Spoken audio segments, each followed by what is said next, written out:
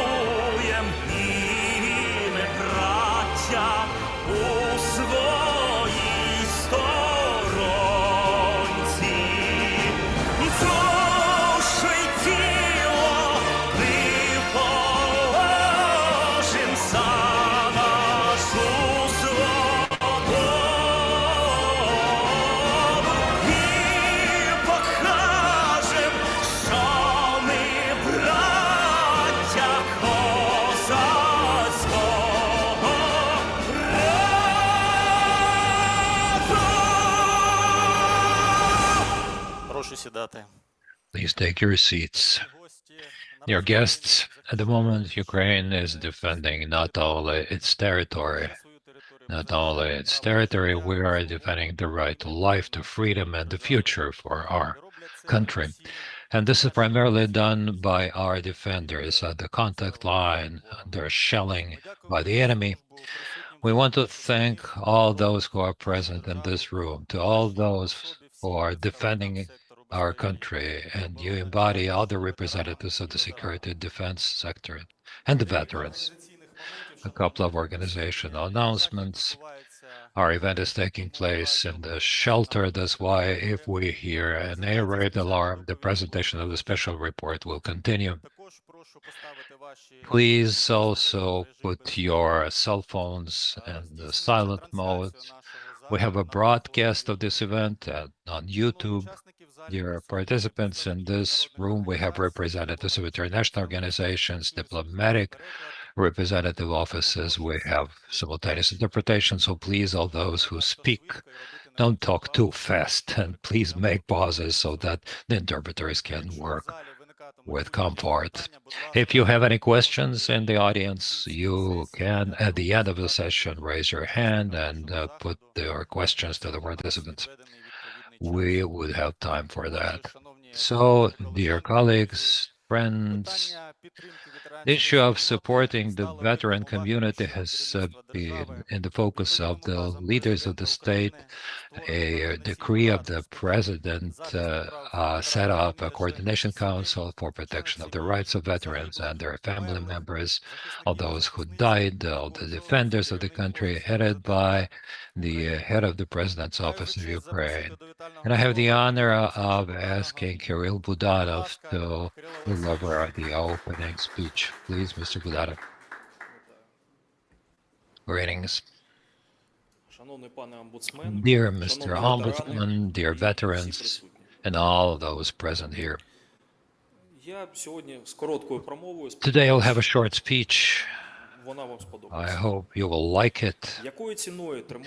What is the price that we pay for our country? The price of huge efforts of our military. When we talk about resilience of Ukraine, we speak primarily about the people. That is you. First of all, about those who have faced the eye to eye, who have had terrible problems, who lost your friends at the front line, but you never gave. I know very many veterans myself. I know how strong they are, their spirit. Today, the veterans are a mirror of the society, and this is the mirror for all of our managerial. Somewhere in the system, we have bureaucracy, or if someone ignores real problems with the people, that means we're all underworking, and we have to correct rather than hide it. The attitude to veteran is a test for all of us, for the community, for every Ukraine, for our maturity. When a person comes back from the front to civilian life, one should not be abandoned, alone with one's problems, because after all, this is the person who have fought for the interests of all those people. That's why the task of the Coordination Council for Protection of the Veterans' Rights that I am managing is not only to take into account all that, but to implement that. In the nearest future, we will discuss at a separate meeting of the Coordination Council all the recommendations of the Ombudsman following today's report. In particular, we have to clearly have a look at the problems when we related to the status of the veterans, and also correct all the problems related to medical rehabilitation, psychological support, and this issue is becoming more and more relevant, unfortunately. A separate issue is support to the family members of those of the prisoners of war and other practical problems that require our immediate attention. It's not a privilege, that's our obligation, direct duty to all the veterans of Ukraine, to all those who require our help. I want to thank the Ombudsman's office for this important work, for very clear accents. We will keep working. Glory to Ukraine. Thank you very much, Mr. Budanov. Thank you for your presentation and for your leading role in the work of the Council. Dear colleagues, when we celebrated the 35th anniversary of Ukraine's independence, we received support to the country from the leaders of foreign countries who visited Kiev several days ago. Several days ago, including while implementing the veteran policy, shows that the democratic community is united during the full-fledged invasion of Russia to the country. Let me remind you that today's event is taking place with support of the Council of Europe office in Ukraine. I'm giving the floor to Tigran Karapetyan, head of division Human Rights and Justice Cooperation Department, the Council of Europe. Mr. Karapetyan will speak English, so please, dear participants, you can use simultaneous interpretation. Please get ready. Mr. Karapetyan, please, the floor is yours. Thank you very much, Mr. Nikolin. Dear Mr. Budanov, up. We can hear you. Second. Do you hear me now? Okay, perfect. We can hear you now. Thank you very much, dear Mr. Budanov, dear Mr. Lubinets, dear colleagues, partners, veterans, and representatives of civil society, ladies and gentlemen, colleagues from international organizations. It's a great honor to welcome you today to the Ukrainian Parliament Commissioners for human rights presentation of the special report on the state of implementation of veterans policy in Ukraine. The Council of Europe project, Rights of Veterans and Personnel of the Armed Forces in Ukraine, is very pleased and honored to be in a position to support the event today. First and foremost, allow me to express my profound gratitude to all those who have served and continue to serve in the armed forces of Ukraine. It is thanks to their service, dedication, and sacrifice that we're able to gather here today. We also extend our sincere appreciation to veterans and their families whose resilience, strength, and contribution deserve both recognition and continued support.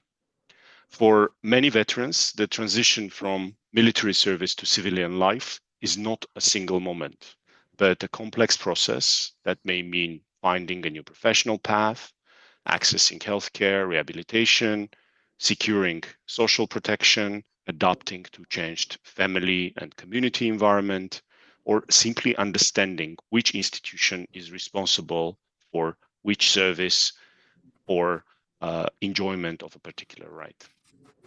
These challenges are often interconnected, and when support systems are fragmented, even a right guaranteed by law may be difficult to exercise in practice. This is why veterans and their families need not only individual services, but a coordinated, accessible, and human rights-based system of support that responds to their needs throughout the transition to civilian life. We highly value our partnership with the Office of the Ukrainian Parliament Commissioner for Human Rights, both at the level of the Council of Europe office in Ukraine and through our project, so the entire Council of Europe, that advances this approach. Cooperation with Mr. Lubinetz and his team has been exemplary so far. Over the past 2 years, this partnership has translated into very practical results and actions, and veterans' rights, unsurprisingly, were at the heart of many of these actions.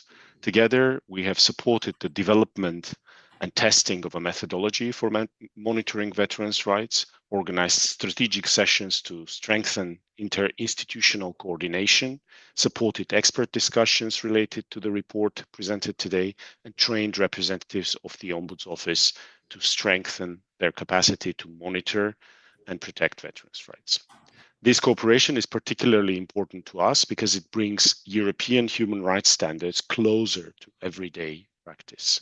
The Council of Europe is proud to support Ukraine in this area at such a difficult time. We are also deeply grateful that despite the enormous pressures created by the ongoing war, Ukrainian institutions remain open to cooperation, to reviewing policies, strengthening safeguards, and investing in professionals who have to make these rights effective in practice. Often, this is connected to the difficult task of accepting the shortcomings. Our contribution builds on the European Convention on Human Rights, the European Social Charter, and the Council of Europe standards concerning human rights of members of the armed forces. These standards also provide an important foundation for thinking about what happens after military service. Council of Europe standards start from a simple principle. Members of the armed forces do not surrender their human rights when they enter military service, and they remain citizens in uniform. But the human rights perspective does not end when their service ends either. Former service personnel remain entitled to their social and economic rights. Council of Europe work has specifically recognized veterans as a group requiring particular attention and has underlined the responsibility towards both current and former members of the armed forces. In practical terms, this brings into focus such issues as adequate social protection, healthcare, pensions, non-discrimination, employment, effective reintegration into civilian life. The European Social Charter in particular is very relevant here. Its guarantees concerning employment, health, social security, social assistance, rehabilitation, and social inclusion provide an important framework for ensuring that transition to civilian life is supported not only through individual benefits, but through accessible and effective systems that allow people to participate fully in society. This is also why our work extends beyond any single institution. Throughout the project, we've worked with a broad range of national partners to strengthen the capacity of state institutions to provide quality services to veterans and their families. Our cooperation has touched upon social and labor rights, employment professional reintegration, accessibility and inclusive communication, psychological and trauma-sensitive support, prevention of discrimination, complaints mechanisms, effective complaints mechanisms, importantly, and institutional capacity. But across all these different areas, there is one common element, and that is coordination. Veterans should not have to navigate disconnected institutions or repeatedly explain their needs to different parts of the system. Effective veterans policy requires institutions to understand not only their own mandate, but also how their mandate connects with the responsibilities and the mandate of other institutions who are going to take over the needs of those veterans after them or before them. A good example is our cooperation with the Ministry of Internal Affairs on training newly appointed assistants to managers on veterans policy.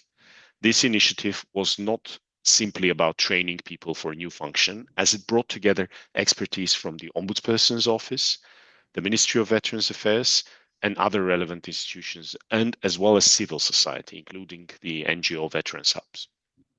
In other words, the training itself became a practical exercise in interinstitutional cooperation, combining human rights expertise, knowledge of state policy, civil society experience, and an understanding of veterans' needs. This is exactly the kind of joint work that we believe should continue to develop.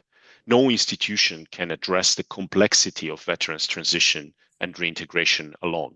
Sustainable solutions require institutions, local authorities, civil society, experts, and veterans themselves to work together. And this cooperation and collaboration, the Commissioner's Office plays a very, very, very important role. And this brings us directly to the importance of the report that is going to be presented today. We're happy to be in a position to support its presentation because this is the first special report on the Ukrainian Parliament Commissioner for Human Rights dedicated specifically to the implementation of veterans policy in Ukraine. This makes it an important milestone and provides an opportunity to identify existing challenges, look at veterans policy through the lens of rights, institutional responsibilities, and the practical experience of veterans and their families based on the monitoring that the Commissioner and his team have carried out.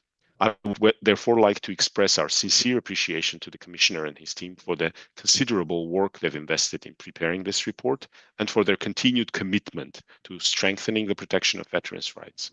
We look forward to seeing this presentation today, and we wish all participants a productive and substantive discussion. We hope that this event will further strengthen cooperation among all relevant actors and contribute to a veterans support system that is increasingly coordinated, accessible, rights-based, and responsive to the realities of veterans and their families.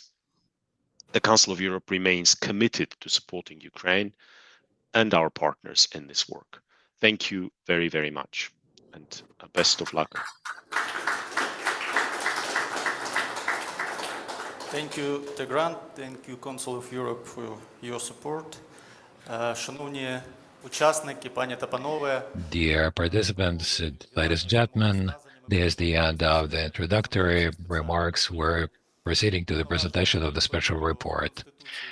The Human Rights Commissioner, according to the Constitution of Ukraine, protects constitutional rights and freedoms of human beings, and the rights of the veterans are in the focus of special attention for Mr. Lubinetz. Every year, the Ombudsman prepares an annual report on human rights in Ukraine and presents it to the Parliament. This year, it has gained the constitutional majority of votes. That's why that's a very important document. And also the Ombudsman can, because it's provided by the law, to prepare special reports in various areas. And the special report on the implementation of veteran policy in Ukraine within the context of the veteran community rights. The presentation we're presenting today is based not only on our analytical work, but on the real monitoring visits, their results, and the real needs and problems of the veterans. For the presentation of the special report, I'm asking the Ukrainian Parliament Commissioner of Human Rights to present this report. Please, Mr. Lubinets.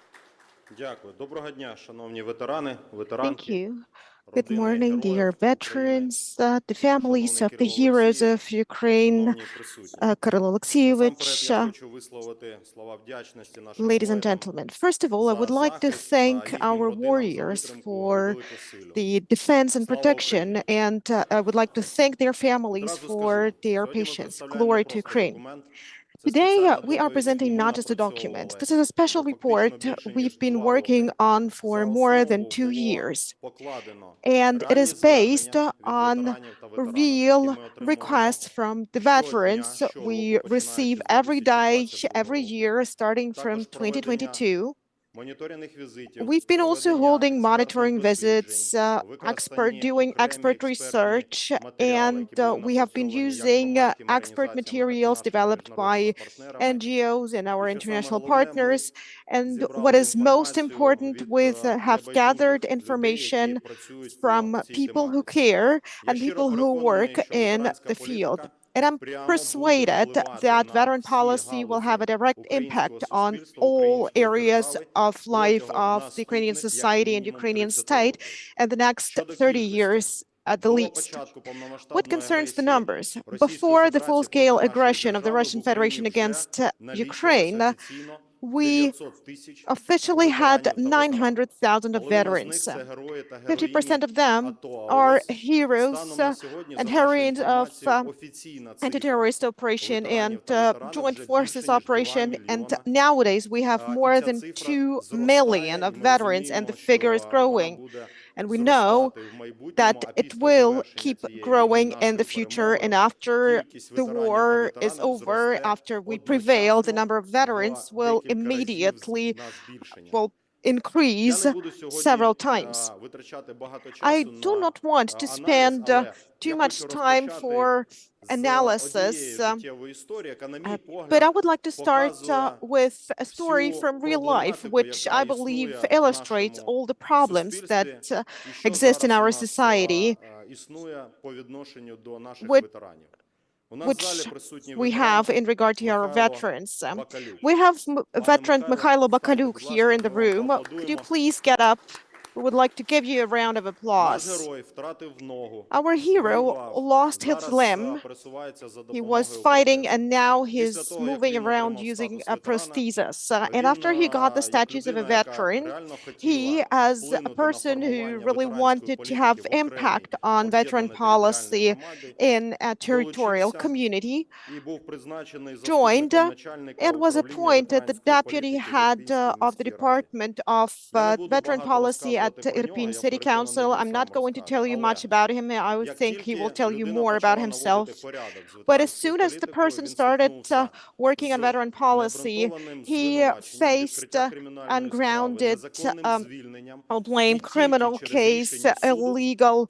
He was fired illegally, and it was only thanks to the court that he managed to reinstate and, gain back his good reputation. And this is a very good illustration of how Ukrainian society treats real veterans.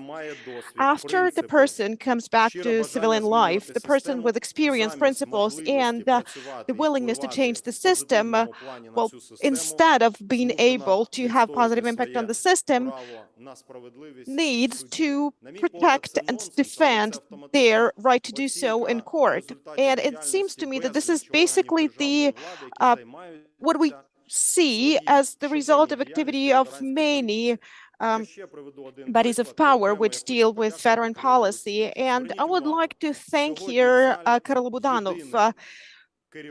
This is the only head of governmental body which actually deals with veteran policy. Who is present here in the room, where are the representatives of this specialized ministry? These are the people who actually are impacting the policy. If we speak about veteran policy and say that everything is great, we organize various forests and so on, then I would like to ask a rhetorical question. Are these four just organized by authorities for authorities, or do we really want to work with real people, real veterans? And today on this stage, I will be speaking about real problems. And I would like to thank Mr. Budanov for very specific approach to what he's doing and for organizing a specific meeting of the Council on implementation and where the recommendations of our institution will be discussed and considered.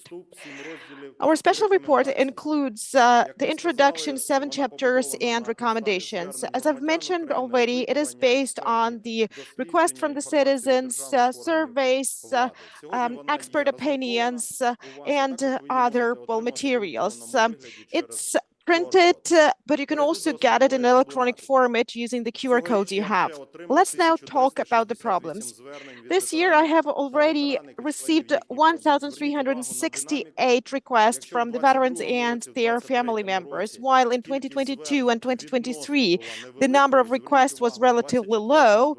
In 2024 and 2025, as well as in 2026, the number of requests has been growing, and if the dynamics prevails, by the end of the year, we will have more than 2,500 or 3,000 requests from veterans.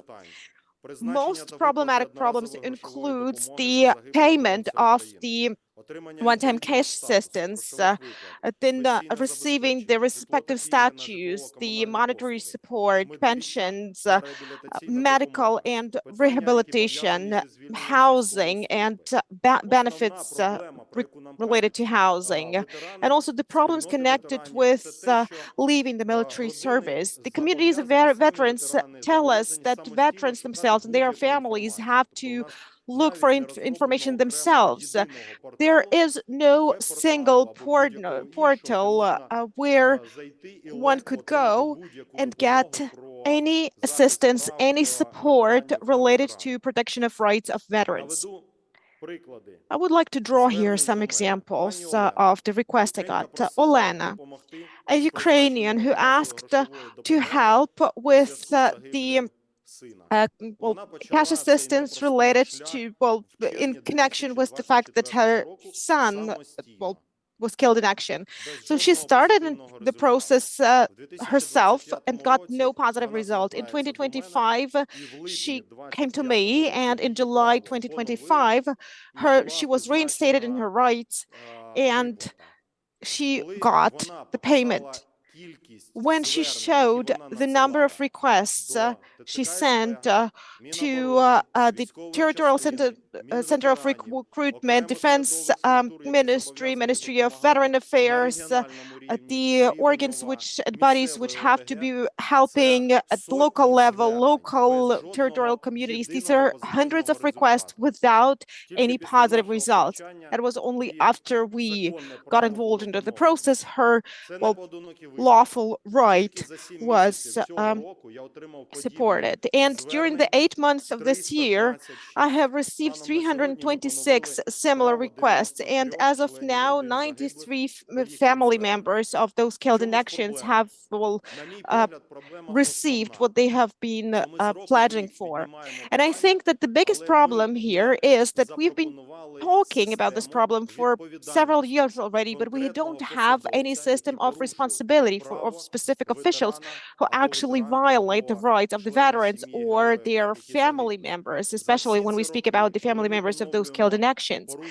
So when we speak about the violation of rights, we say that we keep addressing the ministries, the military units, and we want to see the specific person who violated the right. And we say, well, they have to be punished for that. There has to be some disciplinary responsibility for violation of rights, but no one was actually held liable. No one.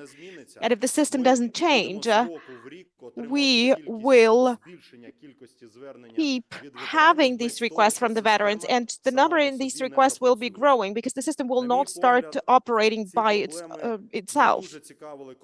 And these problems were not very interesting to the former heads of the Ministry of Defense. And even now, I can see that we have the representative of the Department of Social Support of the Ministry of Defense present here, but no one else from the ministry is present. Other requests were received. Ihor, a veteran of war, had a problem getting the Form 6 certificate. Now it's Form 12 certificate, which defines the status of a person with disability, which was achieved as a result of war.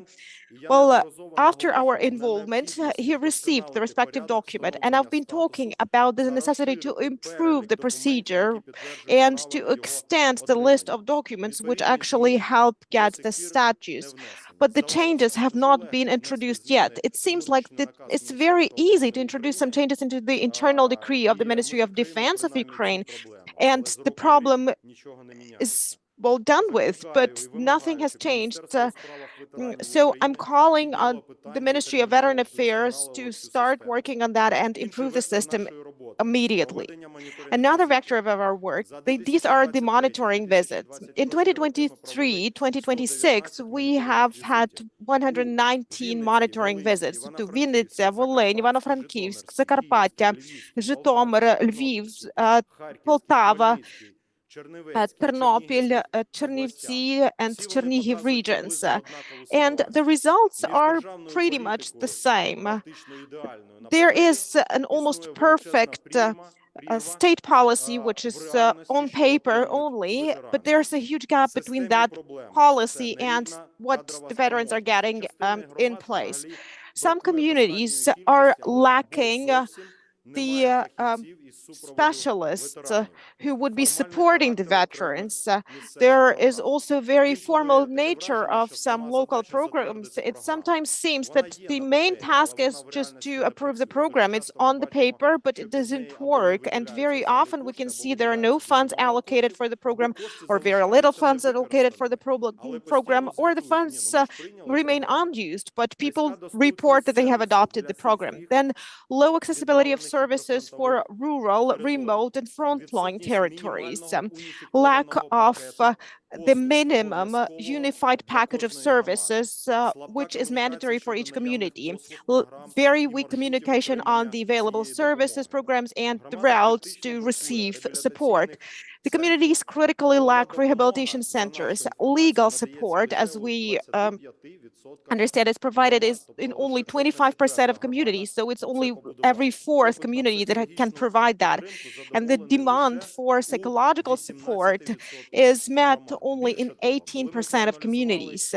What is more, when we analyzed the sources of financing for the support, we found out that in most cases, it is financed either by international support programs or the public sector or private businesses working in the respective territorial community. And it sometimes seemed to me that what we have now, what is functioning now, is automatically described by the authorities as their victory, but in fact, this is all due to other sources and other initiatives, but by other people. And the idea from the front lines to the communities is a kind of a lottery right now. So you may win the lottery or you may lose. Some communities show the best examples, but as I've mentioned, this is was just as a lottery. One more thing I would like to talk about. This is something we found out as a result of our monitoring visits. This is the meals for the veterans during their treatment and rehabilitation in civilian healthcare facilities. In my opinion, this is the brightest example of how fast the government is working, and I mean fast figuratively here. There is a resolution of the Cabinet of Ministers of Ukraine, which was adopted back in 2024. It's number 955. So the service people during their treatment and rehabilitation should have the improved nutritional norms. This is norm number 5. We said thank you for your special attention to the service people. So what about the veterans? So imagine the situation. We have a monitoring visit. We go to a hospital and we have a ward where we have a veteran who was a serviceman yesterday and a serviceman, and they have exactly the same injuries. But the difference is that the veteran gets food, well, two times less food than the service person. Can you imagine what the veteran is feeling at that moment? They think that they are forgotten about, they are not needed. What is more, we have cases when these questions were raised by the service people, and they said this is disrespect to the veterans. They just shared their food with the veterans. So do you know how much time we've been fighting for that? 2 years. And you know what we have achieved? I have written so many requests to the government, to the specialized ministries, that I would like to thank the members of the Parliament of Ukraine. This was separately discussed, and on August 25, 2026, the law of Ukraine number 4954 came into force to amend certain laws of Ukraine on the right of the service people, veterans, and people released from captivity to medical support, rehabilitation, and prosthetic support. And the initiator were Halina Tretyakova, Halina Nikorak, and members of the parliament who work in this area. But do you know what the secret is? The law adopted, yes, the parliament did its work. Instead of amending resolution of the government number 955, which requires, well, 2 weeks at the most, we needed 2 years to adopt the law, but the law will not come into force without the adoption of a separate resolution by the government. So can you imagine what happens to the veterans when they have been raising these issues for, well, years, and we are working on that, but without any specific resolution by the government, nothing will change. So to change one resolution of the government, we spent not 2 weeks, we spent 2 years. So what's happening to the veteran policy in general? So I demand that the Ministry of Veteran Affairs prepare the respective draft resolution, which will reinstate the veterans of war in their rights for proper nutrition during treatment and rehabilitation. In this report, we are also presenting the opinion of the veterans themselves. In the end of the last year, the Омбудсман office, together with the Council of Europe, and I'm grateful to them because they are our good partners. So together we surveyed more than 1,000 veterans. So what are the results?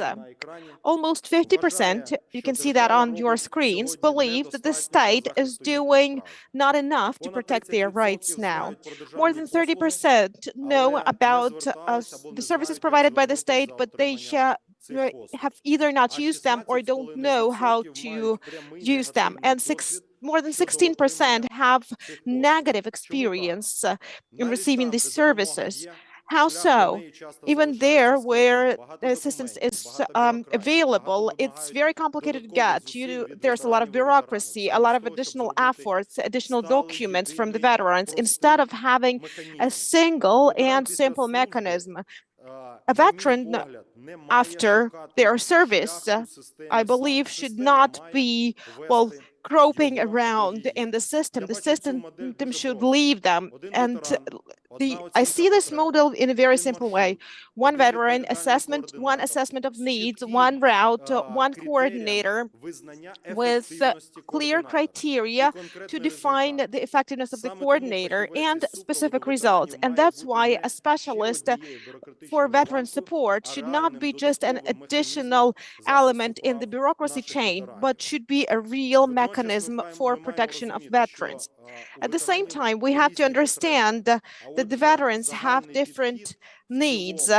So generally, the approach should not mean the same approach for everyone. We need to take into account the needs of every specific veteran, and we need to take specific needs into account. Another thing, these are a request to me, Mikhailo, a hero, a veteran of war. Please look at this picture. This is the picture he posted on his social media. And what is more, he did not come to us. We found this information ourselves because some people started reposting his post I was tagged there, so we contacted Mikhailo, and we found out that he's a veteran of war. He used to live on the territory which is now temporarily occupied by the Russians, and he wanted to get an IDP certificate. And the veteran could not do that on his own. And he showed here many, pictures, many documents, many letters that he used to get a simple status, the status of an IDP. And after we got involved into the process, we helped him very quickly and he got the status. But it took place only after we got involved into the process. So is it so, difficult that the Ombudsman has to participate in this process? Now, as to the legal acts, look at the screen and the name. 200 legal initiatives. These are not legal acts that have been adopted. These are just the initiatives made by various ministries, various people who care. But in fact, we could not even analyze how many legal acts have been adopted because there are too few of them to evaluate them. We rather analyze the initiatives. And what we found, we have some areas where there are very many initiatives, although they never arrived at the stage of implementation. However, medical service and rehabilitation, 57 initiatives, honoring the memory and burials, 33 initiatives. There are decisions about employment, about status, social services, but there are areas that in fact have been omitted. There is only one initiative in the area of transportation, not a single one in the areas of housing services for veterans, not a single initiative about systemic support of veteran associations, not a single initiative to support the families of those who have died, of those who have disappeared or are prisoners of war in Russia. And that shows us the main problem. The decisions and initiatives, there are many of them, but there is no unique system to provide support to the veterans. And I believe that that's direct responsibility of the government. It's the government that forms the public policies. If we don't have it, and I see that we don't, then it's primarily responsibility of the government, various ministries, but primarily the leading ministry. Another aspect is the current legal framework. I've given you an example here. Well, the MPs who bring up this issue, we have the obsolete law on the status of war veterans and guarantees of their social protection, which was adopted in 1993. Is it obsolete? I think it's a rhetoric question. I think everyone understands that this law was never developed for the veterans of this big war, this great war. It's quite limited. That's why separate issues for the government is to develop a draft law, a special law, and I would like to especially ask the MPs, if you see that the government cannot do that, well, the new government has not been in office for a long time, but the previous governments could not do that. Maybe the time has come for the MPs not to be waiting for the government to do that, but to develop their own initiatives. The medical sector, that's the largest sector of the public veteran policy, and that's about the problems of medical guarantees, dentistry, prosthesis for eyes and for hearing. But even in this area, there are still key problems. And again, we have asked the leading minister, who is not with us here, but we have a special note with his name. What do we see?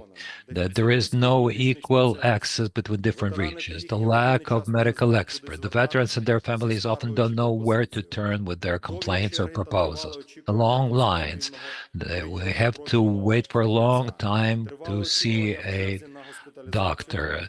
They have to wait for a long time to get hospitalization or to get treatment, including prosthesis. The absence of special medical equipment or medicines, problems with getting to expert specialized doctors or even to get a diagnosis. Next issue, honoring the memory. In 2025, I received 26 requests from the families of the military who had died because of wounds or because they had been traumatized. So legally, they didn't die during the hostilities, the combat operations, but they died as a result of being wounded at the front line. It turns out that we have a difference here.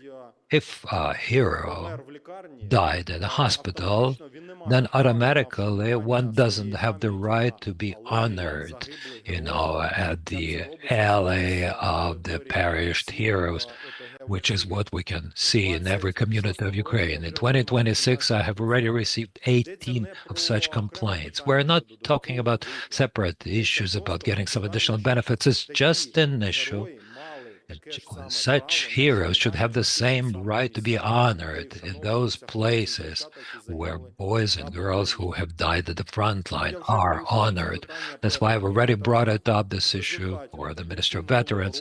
As a result, late last year, the government adopted the concept of honoring the memory of the perished defenders of Ukraine and forming the culture of support and respect of the veterans till 2028. This concept says that the oversight of honoring the memory is given to the Minister of Veterans, and I hope that the Minister of Veterans will urgently pay attention to that and will have a look at that, will oversee, so this is done at every community level, because the memory of our defenders cannot depend on where he or she died. All the people who have defended Ukraine, they are worthy of our respect. Employment and veteran entrepreneurship. Here, according to our survey, 57% of the veterans have faced the problems and obstacles while getting employment. There are grant programs, there are mechanisms for compensating employers, there are special mechanisms for self-employed people, but here again the problem is the same. There is not a single united public policy. There is no system. Yes, there is now a separate program, Veteran Work, for 2026 to 2027, and its purpose was to create an effective system of employment. But the very fact that the program is there means that the government recognizes that there is an employment problem. Now, as regards our survey, you see what the biggest obstacles are that we've received while talking to the veterans are the salary that is too low, the problems with physical health, psycho-emotional state, and incidentally, this is what 25% of all the surveyed people told us, the discrimination. Have a look. Again, almost 1/4, 23.3% of the people faced some discrimination. And that's in today's Ukraine, in the Ukrainian society, while the war continues. Can you imagine what will happen after the war is over? What kind of discrimination that our veterans will face? At the same time, 43.3% of those surveyed believe that the skills they get during their service will not help them get employment in civilian life. That's a very important message, that between the words saying that veterans are valuable workers, there is a great gap. There is an abyss. The veterans don't feel that, or the system that is not implementing this principle. In January 2026, at the Veteran Career Platform, there were more than 169,000 vacancies, of which more than 4,000 were active. But the large number of vacancies does not solve the problem in itself. The problem of salaries, it doesn't remove the obstacles, doesn't remove discrimination. A vacancy does not yet mean reintegration. There's just a reference to it. The same thing is about veteran entrepreneurship. Yes, here probably we would have to have some positive evaluation. One of the areas where legal acts have been developed, where funding is present, and many veterans have used this possibility, but sometimes it is presented as the main area, yes, that we are creating for the veterans a possibility to do business. Believe me, the veterans treat it differently. Not everyone wants to be a businessman or businesswoman. Not everyone. And when they present it as the only positive case, then the veterans that have never planned to work, for themselves, to be self-employed, to do business, again, they treat it negatively. There is yet another significant problem: inadequate awareness of the veterans and their family members about their rights, about accessible programs and public guarantees. In fact, our office today, together with the Council of Europe, together with other NGOs and veteran associations, we are now carrying out awareness campaigns. We're looking for those programs. We publish bulletins. We disseminate this information in the territory of all of Ukraine. But again, the Ombudsman's office is not the executive branch of the state. That's what the government should be doing, via local self-government, local authorities, with the participation of the regional military administration. To sum up my speech, here are the systemic problems of the veteran policy of Ukraine: the absence of coordination between the ministries, services, and communities, inadequate development of the communities, which automatically affects protection of the veteran community rights, excessive bureaucracy, too complicated procedures for getting assistance, deficit of information and navigation, and therefore veterans often don't know about their rights and the services available to them. Too many declared guarantees. The promises remain wonderful on paper. They have nothing to do with real life, and inadequate attention to the needs of the veteran families.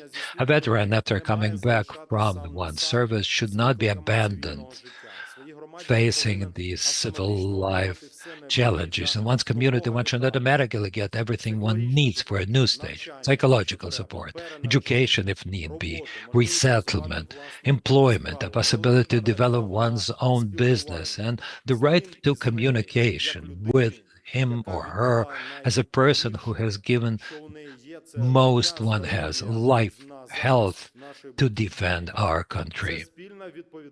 That's joint responsibility of all the government. I'm not saying that I'm not responsible. Frankly, this is where I am to blame as well, and I've decided to tell you this publicly. Starting 2024, I could see those systemic problems, but I think that I have done everything as an ombudsman. I wrote letters, I had meetings, closed discussions, but it turns out that I have to be public. We have to develop legal documents and demand publicly that the government do its work. For the future, I will be doing this. If the government, specific ministries are not doing their work, I will be public with the veterans, and I will show everyone who is not doing one's job. Now, as to regards recommendations, I won't go into that. The only request I have here, I have seen Mrs. Tretyakova. I've mentioned you today already as an example of positive attitude to the veteran community. And I would very much ask you, Mrs. Tretyakova, can you please initiate committee hearings on the veteran policy? Because at the Parliament, the Ombudsman would definitely come together with the MPs. I know that after such a public report, well, at least we still hope that the ministers will come, representatives of the highest military levels and the units, together with the MPs who will not just be thinking, but really implementing the recommendations that we have developed today, and we are publicly presenting them. At the end, I want to once again thank for special attention Mr. Budanov. Now we really have perhaps the first big partner and a friend of our veteran community. I understand very well why Mr. Budanov is with us here today, because he has also been in the war. For him, the veteran community issue and the rights of the veterans is not just words.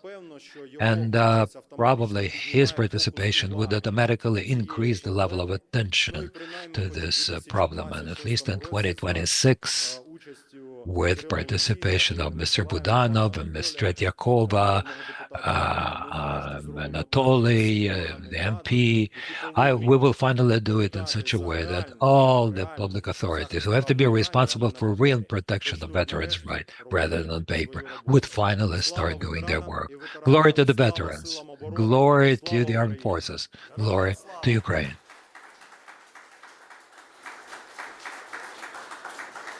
Thank you, Mr. Lubinets, for such an emotional presentation of your special report.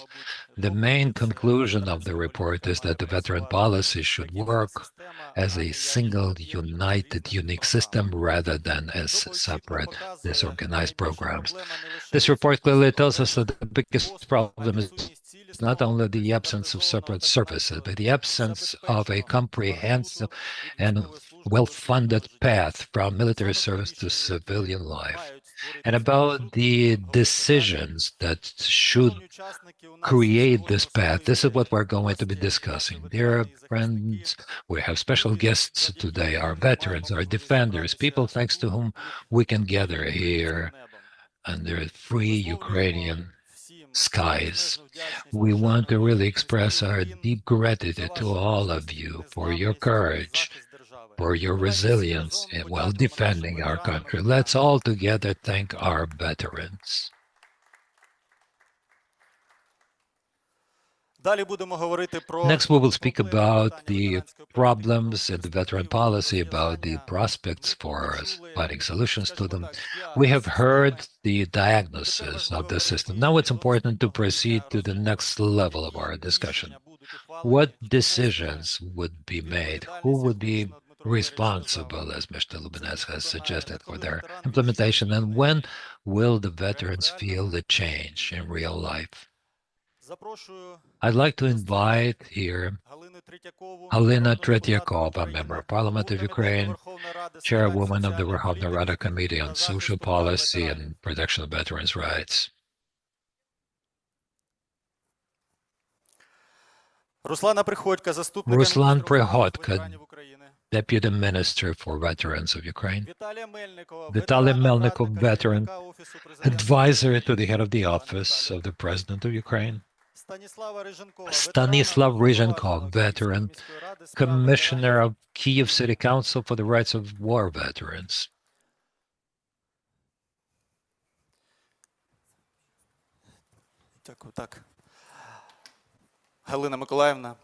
Ms. Tretyakova, the special report recommends that you codify legislation on veteran policies and legally establish a system of transition from the military service to civil life. What do you think? What should be the decisions to be made by the parliament so we would not create one more declarative law, but get an effective system with clear responsibilities? Thank you. Greetings to everyone, and thank you for your service to all the veterans, and thank you to all the military who are serving today, who are defending our country today. I also want to thank all the civilians and the central executive authorities who make sure that we implement the policy that we have in the laws that is not always implemented. But what Mr. Lubinetz has said, well, first of all, I want to thank him for his report, and I want to thank him for his civic position, that he, after many years in this position, has decided to be more active publicly. He, for the Verkhovna Rada, is our feedback mechanism. First of all, it's our agency, it's our commissioner. And the agency has been set up so that people who can see that there is a certain gap between a law and specific organization, in that case, one can turn to an ombudsman who has proper team to do that and who has very good experts who have made this report, who did the analysis, who can advise the Verkhovna Rada what should be changed so that the veteran policy should be proper, on a proper level. So I would like to touch upon the things we had to do within our committee. So we discussed whether veteran policy is a separate policy. Well, some 3 to 4 years ago, well, and I believe that Ministry of Veteran Affairs knows very well about it because they were actually fighting for their right to be a part of the government, because this is a separate policy, because many people believed that veteran policy is a part of social policy. And that's why you don't need any separate policy in this regard. And for quite a long time, ministries dealing with regional policy believed that the division of powers between the regions do not need to have veteran policy as a separate part. And it only started appearing in the legislation 1.5 to 2 years ago. And now the committee, and I would like to be very specific about it here, the committee has a very good understanding that this is a separate policy. Why is it so? Because we believe that the heroic deeds of our people during the full-scale invasion and starting from 2014, when the Great War broke out, is something we should keep remembering, and we should never forget, neither in a year after the end of the war, neither in 10 years, nor in 100 years. This memory about the fight of our generation, of our nation, should remain in the memories of Ukrainians, the descendants of ours, and the people who do this have to understand that memory about them and honor to them will not decrease regardless of how they behave in their civilian lives, because it may be very different. But what they did should never be forgotten. And this is about policy, because this is for 50 or 100 years ahead. The committee understands that veteran policy is at the crossroads, and we listened about different sectors here, and we speak here about the intersection of defense, because it all starts with at the point when the person is recruited or when they start learning some military profession. So when they join the defense forces, this is a person who will become a veteran at some point, and veteran policy doesn't end even when these people will die, because it continues in memory about them. This is about social protection, healthcare, education, employment, rehabilitation, pensions, business, and many other things. If we have a look at our veterans, all these matters are very different. So this is not just about social policy. Veteran policy is intersectoral policy. And that is why, while preparing the veteran code, which should have replaced the law on the status of veteran, we at the committee thought that the position of vice prime minister should be the position of the person who actually deals with these problems in the government, because the minister of Veteran Affairs should do everything possible so that the ministries work together in a coordinated manner, because we don't have this coordination yet. Another thing I would like to note is that the Ukrainian legislation, which is the heritage of the Soviet times, like, for example, we heard today that the law on the status of veteran was adopted back in 1993. So it contained these flashbacks of the, well, perfection of the service people during the socialism times. So we can see here many statements like the state guarantees free of charge. Helena, I'm sorry. Please well, slow down a bit. Well, I thought you wanted me to stop talking. No, you have enough time. So at the committee, we wanted to find out who is the state and who is responsible: the pension fund, the ministry, the employment center, the community, the Department of Social Protection in the community. Who is this front office meeting the veteran? Then, so that's the state. Then free of charge. There's nothing free of charge. So we need to understand the financial model, how this or that benefit is financed, at what cost, from the state budget, from the local budget. Metro mentioned the initiative about the transfer privilege. That's the draft law, which is this big, and it has not undergone the second reading in the parliament yet. And the mechanism for transferred benefit will depend on the identification of the veteran when they become the passenger, and how to compensate for that. It's quite complicated. It has been developed by our committee together with the Ministry of Infrastructure, and we expect to get your support to prioritize this draft law at the parliament. But at the same time, there's nothing free. We have to understand, well, where we get the funding for that benefit. So the state guarantees something free of charge, but we guarantee it without always having the organizational structure which can support it, and without having the financial model, how to finance that. What concerns the organizational model, you know that in the last couple of years, the unique models have been developed because they actually prioritize the servicing of veterans. This is the expert in veteran support. This is the expert who supports only veterans and works with veterans only, not with anyone else. And this is about the priority, which has certain organizational models which appeared quite recently. We have less than 3,000 experts in veteran support at the moment, and they do not always have direct access to veterans.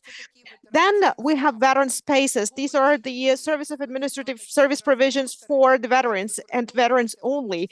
And they can be used for the veteran NGOs, so for their needs.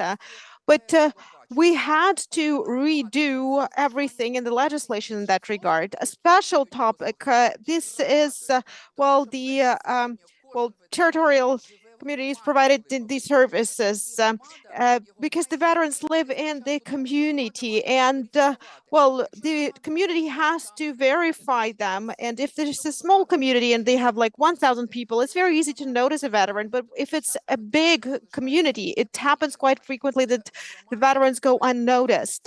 But the communities have to have these experts who will be able to notice these veterans, although some veterans may be disappearing from the radars of the state because they may have some addictions, they may have PTSD, and these are people who need to get proactive care.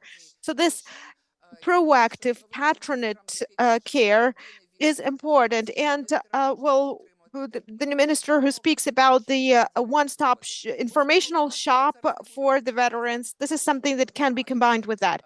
I'm not going to talk about other problems right now. We think that the three main pillars, these are health, respect, and memory, and this is something we have to pay 100% of our attention, and we are ready to keep working. And wherever the government has no possibility to do everything, we are an efficient trier. So we support them in that. And I would like to thank Mr. Lubinets for the report. I don't know whether he knows or not, but the feedback he provides to our committee is critically important. We believe that this critical but constructive at the same time view is the only possibility to get productive feedback to improve something. And when it is done professionally and qualitatively, the committee can work better. So I would like to thank the Ombudsman, the Secretariat, the experts working with them. And I think that together we will make the situation better.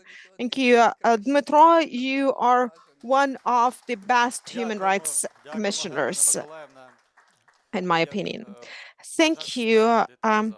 Helena, you are, as the leader of the group, you're controlling all the processes, and you said very well about the delineation of veteran policy, and I'm convinced that when we separate veterans from others, this is a form of gratitude for their deeds. And the approach should be based on the principle, nothing for the veterans without the veterans. Ruslan, in the special report, one of the biggest problems, this is the lack of holistic, standardized, and financially supported pathway to transition from the military to civilian life. So what are the specific things the Ministry of Veteran Affairs will start doing after today's report, and when will the veterans feel it? Thank you. Well, first of all, I would like to wish everyone good health and thank for the service. And I thank Mr. Lubinets for the report and for his involvement into veteran matters. And also, I would like to thank Ms. Tretyakova. Well, you have mentioned many relevant points. And I can see here many people in this room who have been working at the Ministry of Veteran Affairs for some time, or who are the partners of the ministry, or are the representatives of other bodies of executive power. And characterizing the veteran policy, I can say that this is a continuous fight with our stakeholders. And when we speak about the problems in veteran policy, we have to have a clear view of the systemic and basic problems of alpha policies. When we speak about the problems with healthcare provision, these are the same problems each and every Ukrainian faces every day. But we, as the Ministry of Veteran Affairs, are protecting the interests which are, well, assigned to us by the law. And I unfortunately have to say that political leadership came to the Ministry of Veteran Affairs too late. But thanks to President of Ukraine, Mr. Zelensky, and in accordance with the decree of the president, the ministry developed the strategy for the development of the state veteran policy, worked on together with the NGOs who have a lot of experience in veteran policy at the national level. And we have to systematize now all those asynchronous activities which have been implemented by the national and international actors. So this is the first element of systematic and understandable work. What concerns those systematic drawbacks which were highlighted in the report, I am happy that these problems are included into the priorities mentioned by the President, the Prime Minister, and the Minister of Veteran Affairs, Vitaly Kim, during the International Conference on Veteran Policy. So the key tasks for us today are divided into two blocks. The first block, this is legislation. This is what the Mr. Ombudsman mentioned, and also what Ms. Tretyakova mentioned. So this is auditing the national legislation, figuring out all the gaps, the ones voiced now, the ones we know ourselves, the ones we will find out as a result of the respective overview. The overview is in progress right now. Then there are also many norms which are of declarative nature because there are no mechanism or no resources supporting them. So we have to transform them into the ones that are actually working. And we need to, well, reconsider the norms which were adopted in the previous periods because they have to meet the needs of our defenders and their families and the families of those fallen defenders at the moment. The president articulated very clearly that the veteran policy should also include the families of the veterans. This should be a holistic ecosystem, and we can see now that the new experimental projects which were implemented by our ministry and the government in general are in big demand.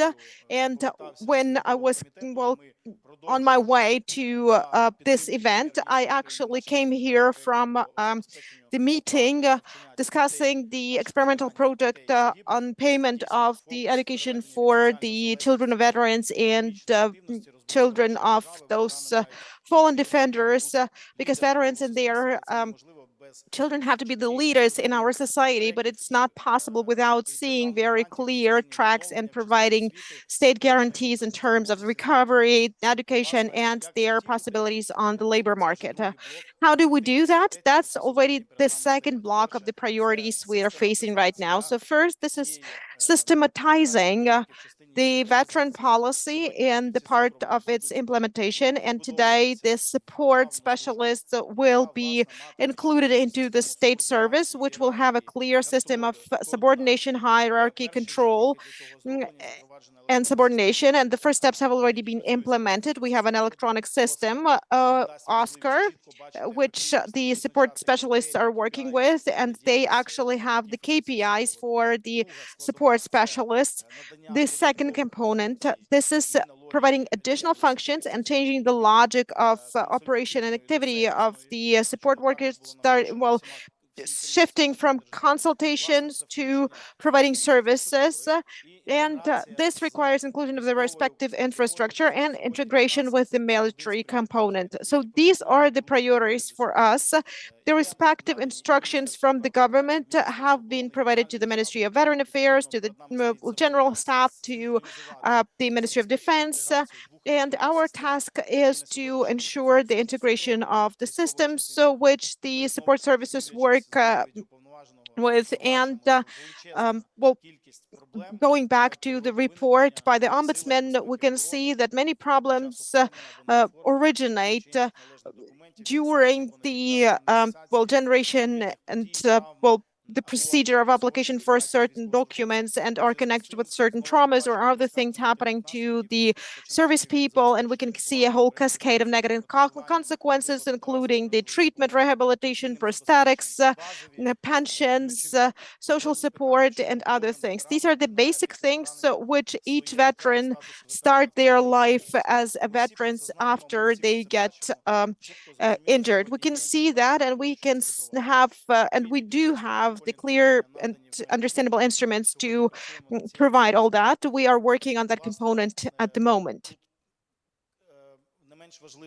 And a very important block is also the one which relates to the analysis of all new programs that were implemented by the government, not based on some laws, but within the own capacities and capabilities of the Cabinet of Ministers of Ukraine, and the respective programs will be transformed and integrated into the respective draft laws, which should create the legislative system of veteran policies. And those whose mechanisms are not clear and not accessible to veterans will be discontinued, and the resources for their implementation will be redirected to other areas which require more resources, and we do have many of them considering the situation and the consequences that the aggression of the Russian Federation has for Ukraine today. So thank you for the report. We will take into account and use it. We keep cooperating with the Ombudsman Office all the time.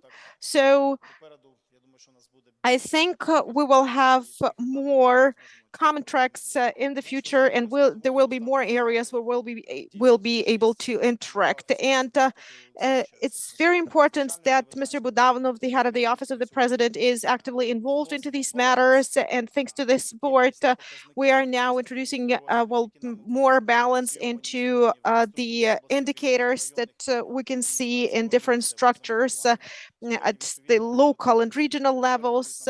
And the his authority and will actually allow us for striking this balance. And the report actually showed also that there are differences in different regions in terms of the number of staff. But during the full-scale invasion, the number of people working in the Ministry of Veteran Affairs decreased threefold. So that's just for your understanding, especially considering the fact that there are more and more programs which require administration, and well, just for you to understand the context in which the Ministry of Veteran Affairs was established. So I would like to thank everyone, and I would like to thank the veteran community, which is the litmus paper for us, which is all the stimulus and the partner. And I would like to thank the international partners, the Parliament, and the Human Rights Commissioner of Ukraine. Glory to Ukraine. Glory to the heroes. Thank you, Ruslan. In your speech, you mentioned the strategic document which was adopted, and I'm convinced that this document should be implemented in the synergy with the special report which was presented today, and it will be very helpful for the ministry, I believe. Vitaly, Mr. Melnikov, actually, this shows the lack of connection between different elements of the system of veteran support. And as a result, a lot of responsibility is on the shoulders of the veteran, him or herself. So my question is, what do you think? Do we need a single state coordination body or a person who would be responsible for the whole pathway? And how do we ensure the shaping and well, implementation of the policy according to the principle, nothing about the veterans without the veterans? Thank you very much. Honored Mr. Ombudsman, veterans, members of the Parliament, I would like to answer your question by drawing an example. I don't want to take too much time of yours. I'm a veteran and I served in the army since 2014, but at some point I well, stopped considering myself a veteran and decided that I should consider myself well, a service person, because, well, the first time I went on leave, I decided to use the benefits, all the benefits I can use. We have many veterans in the room here today, and I think many of you will understand me. So when you come to a state body and there are 200 grandmas with walking sticks, and you are, well, young and you look healthy, it's not nice. Well, because, you know, they are, well, they have difficulty standing, and you, well, are invited to well, actually not stand in the line. So I think we do need to have separate centers for service provisions. Another question here is, as Mr. Ombudsman mentioned, the help to veterans. This is no charity, no donation, because when a person is a hero, when a person well, gives their life, well, we tend to forget, like, for example, General Budanov, he's a veteran as well, and when he's told, well, you're a resident of Kyiv and you should receive 2,000 hryvnias from the mayor, why? There should really be a separate agency reporting to the ministry. And all of this should be centralized. Never intimidate or humiliate the veterans, because the psychological state of the veteran who has lost one's health, they would not go to a social agency and wait there in long lines. The question you've asked about information, let me also give you another example. I cannot say that I'm too busy, but I don't know what benefits veterans have today. Well, you all know, and Mr. Budanov, you all know where we have come from. We do not have DIA. We cannot have it. In DIA, you have Veteran Pro, and I don't have DIA. I don't have Veteran Pro. I don't know what benefits veterans have today. I don't know how to use them. Now go entering the veterans site. Well, perhaps it's possible, but I don't have time for that. That's why I believe, and the Ombudsman has said that as well, that we need to somewhat increase perhaps, well, the advertisements, billboards, or we all read Telegram channels, and our MPs wrote about other MPs. Everyone knows that because you can read that in Telegram. Everyone reads that in the morning. There's yet another scandal.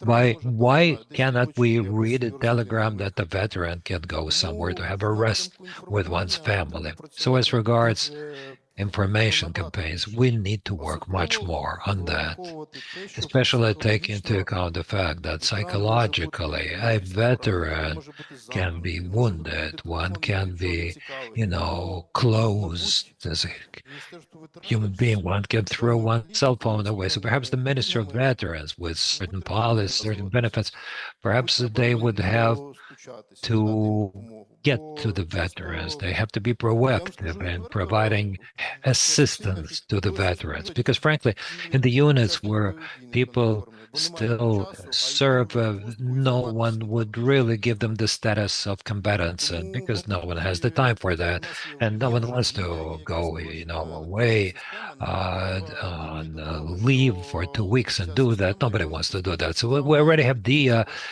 already have a simplified system, and the Ombudsman said that it should really be simplified, even in a situation where a person can be in the combat area for a year or two, but until one gets to Kiev or one's city, one cannot get the proper status or proper benefits. Why cannot we do it in such a way that it can be done remotely, and the family would already be getting the benefits that they are entitled to?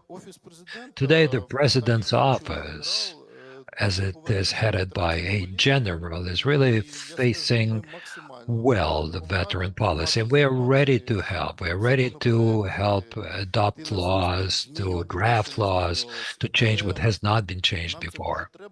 And we need that, because Vakarchuk has a very good song about Lviv, where he says that everyone is a veteran there before the age of 20. All of Ukraine will soon be veterans today. If not veterans, there should be their veteran families. It should be an honor for us. Last week, Mr. Budanov and I, we visited Israel. You know very well that in Israel, if a person hasn't served in the army, well, one wouldn't even get a job easily. I think that our policy should be directed at that as well. And then we will have proper results. Thank you very much.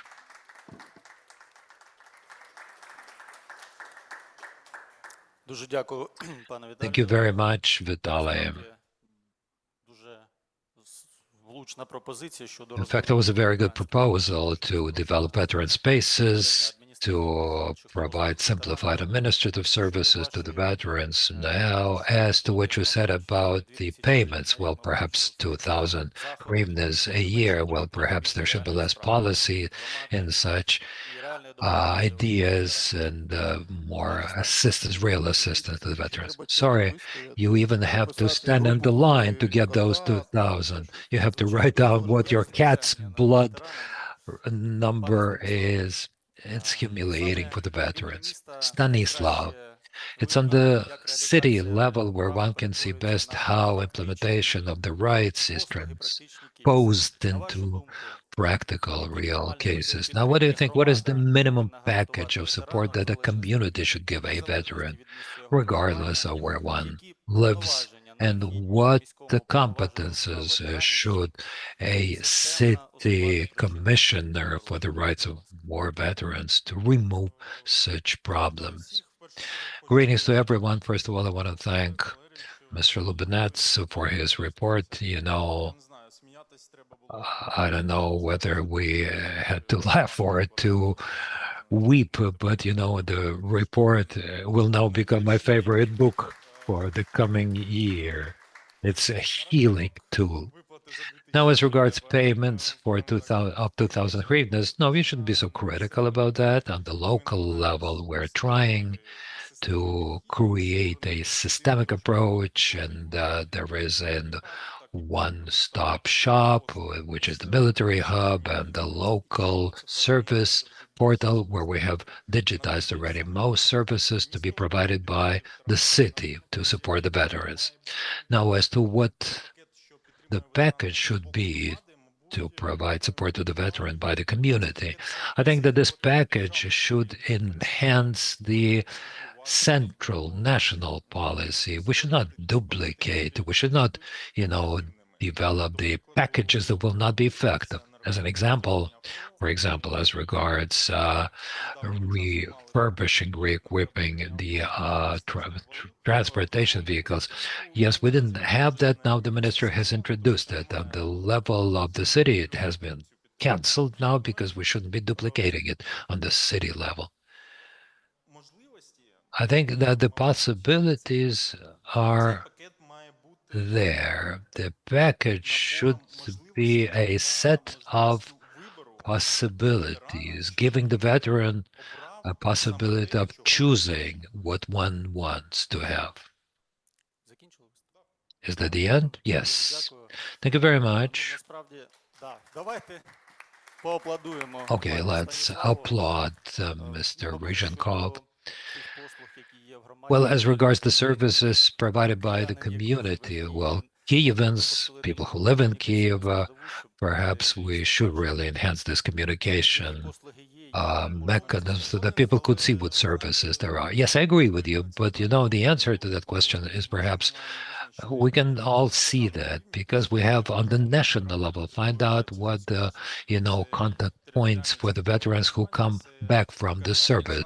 These are territorial drafting centers, these are medical centers, and it's next to those centers that we should have more awareness materials, more information to tell them that there is already a set of services that veterans can get, and they only should find those contact points. This very important initiative, creating those veteran hubs and spaces, is important where they can get this information.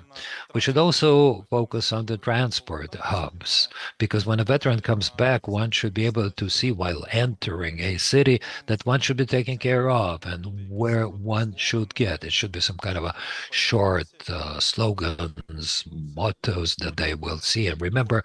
And then when they come back, by looking it up in the internet, they will find this information. Thank you, Stanislav. Please be quiet, everyone, and dear participants. We're now proceeding to questions and answers. And while you're preparing your questions, you can raise your hands. Our colleagues will come up to you with the microphones. And I'd like to give the floor to Mr. Lubinets now. Yes, after that. All right. We have a question from a veteran, Olga Danilova. Let me introduce myself. I'm Olga Danilova. I'm a veteran. I'm an IDP. And I want to speak not as an advisor to Mr. Lubinets on veteran policies. And I'm really very grateful to him for trusting me. And I want to tell you that since the time where I came to the Ombudsman's office, thanks to Mr. Lubinets, to his support, very many things have been done. Very many useful things have been done all over Ukraine. Joint projects with civil associations, but later about that. Now, let me just say one thing. For a long, long time, I never went to have a rest anywhere. When I was 47, for the first time, I found myself in Bukovel. And that was, the heart of Ukraine for me with respect to the military. That's what everyone says. And I was shocked because the military, the veterans, they don't have any free parking places, no rehabilitation, no discounts. And I was really shocked. At that time, the boys, the veterans would come there and they get humiliated when they have to pay 150 hryvnias for an hour of parking space. And I have suggested that on the national level, okay, we have veterans of the first and second groups of disability. They have the right for free parking. Why don't veterans of the third group have that right? Why a combatant should feel humiliated at the shops, at the stores, at the cafeteria to ask whether they have discounts for combatants? I don't think that it should be there. In every store, there should be. They should be able to read. We have discounts for combatants. It's humiliating for persons to be asking for discounts. Mrs. Tretyakov, and here you're our magician here. I talk very much to the veterans. Some people are saying we don't need benefits. Other people just need to have some plots of land. You know what the veterans really want? They say, okay, finally adopt a law making it possible for a person to bring in an automobile, to import an automobile without paying customs duties. We have very many boys who have lost their limbs, but who can learn how to drive such special automobiles. I'd be very grateful to you. And I want to tell you that in Kyiv, everything is wonderful for the veterans, but not for the IDP veterans. It's very difficult for us to prove in Kyiv that we are the defenders and our children are not worse than any other children. Yes, that's to make it simple. Thank you. Yes, please. Please formulate your question briefly and up to 5 minutes for your replies. Tatiana Lazana, coordinator of the War Veteran Support at the Right to Protection Foundation, and I'm a wife of veteran, the wife of a veteran. In fact, there will be a comment and a request that follows up on what Mr. Malik and Ms. Danilova said. That's about respect, about the honor and recognition. According to the Strong Ukraine Foundation, the veterans is the only group with a negative social index, the index of social unity. And I presume it means that the veterans are not getting reintegrated. Why I'm saying that this is a presumption, because we do not know what veteran reintegration means. We don't have the criteria, we don't have indicators, we don't have the targets. And here, this is an issue not only for the Ministry of Veterans' Rights, because the ministry has certain coordination functions. However, the issue of criteria and indicators and how they're implemented, it's a cross-sectoral issue. And here it's important to be sure that together we, as the legislative and executive powers, would decide what reintegration is and who's responsible for what, and how people and communities are responsible for what. They should also make sure that the veterans are well respected. Thank you for your service, and thank you for giving the floor. Thank you.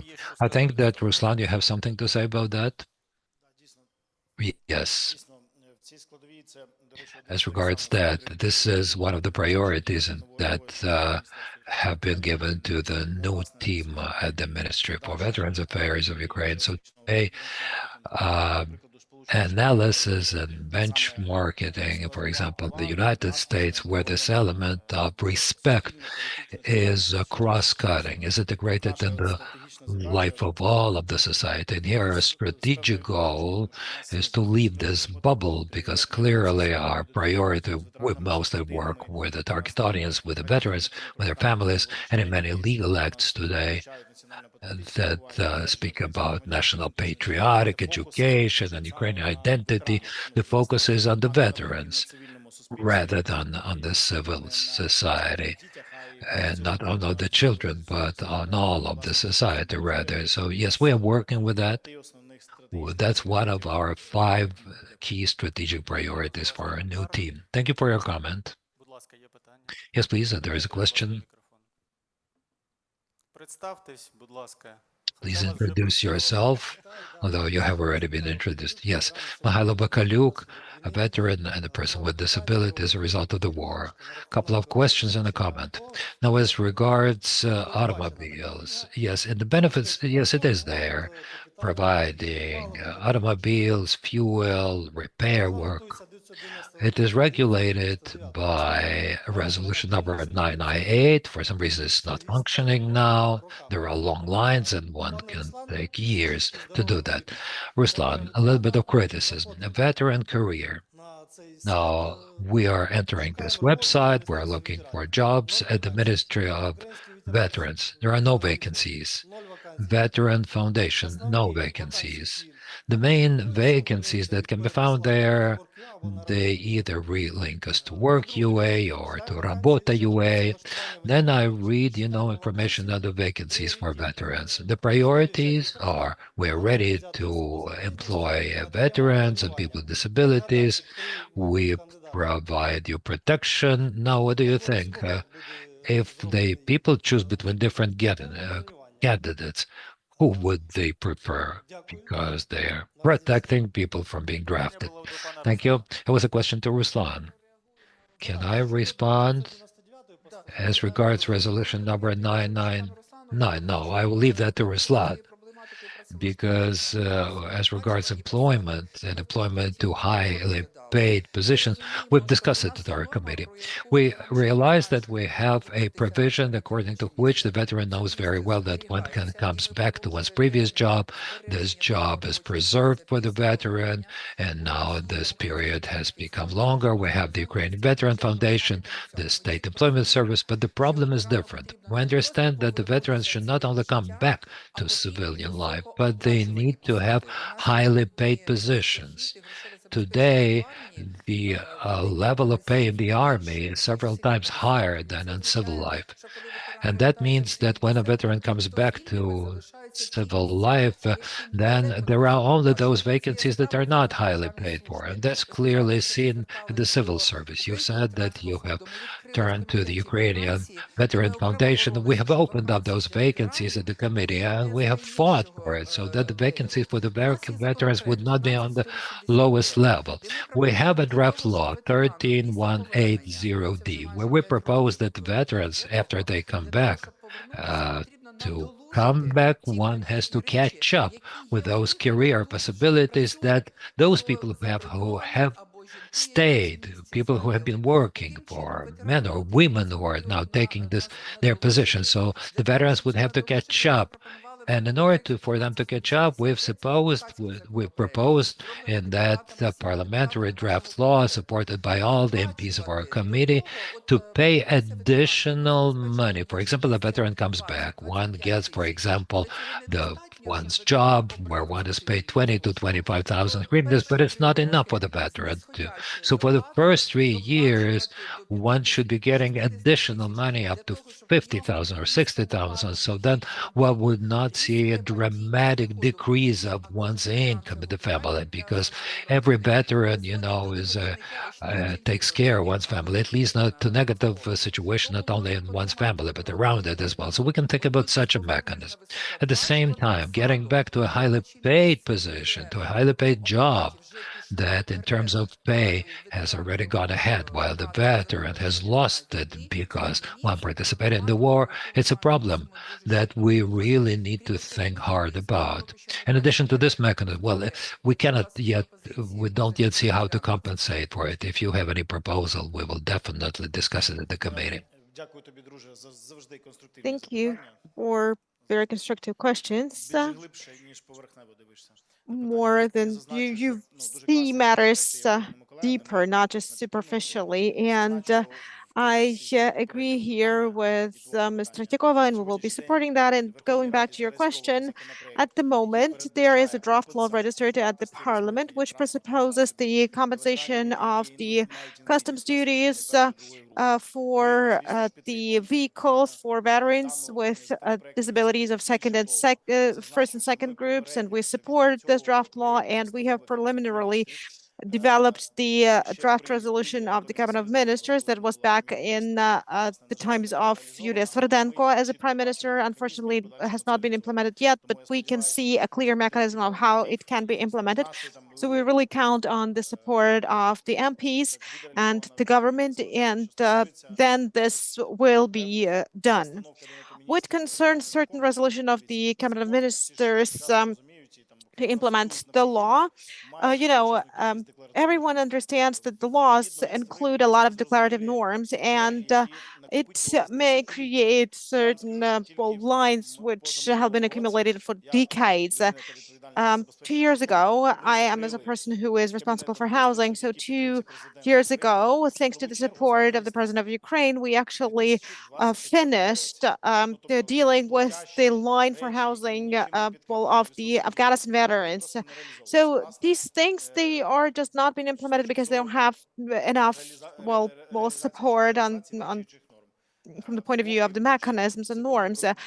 And while the law on the state budget has no respective line, well, the resolution cannot be implemented, and the resolution you mentioned has not been financed for a decade already.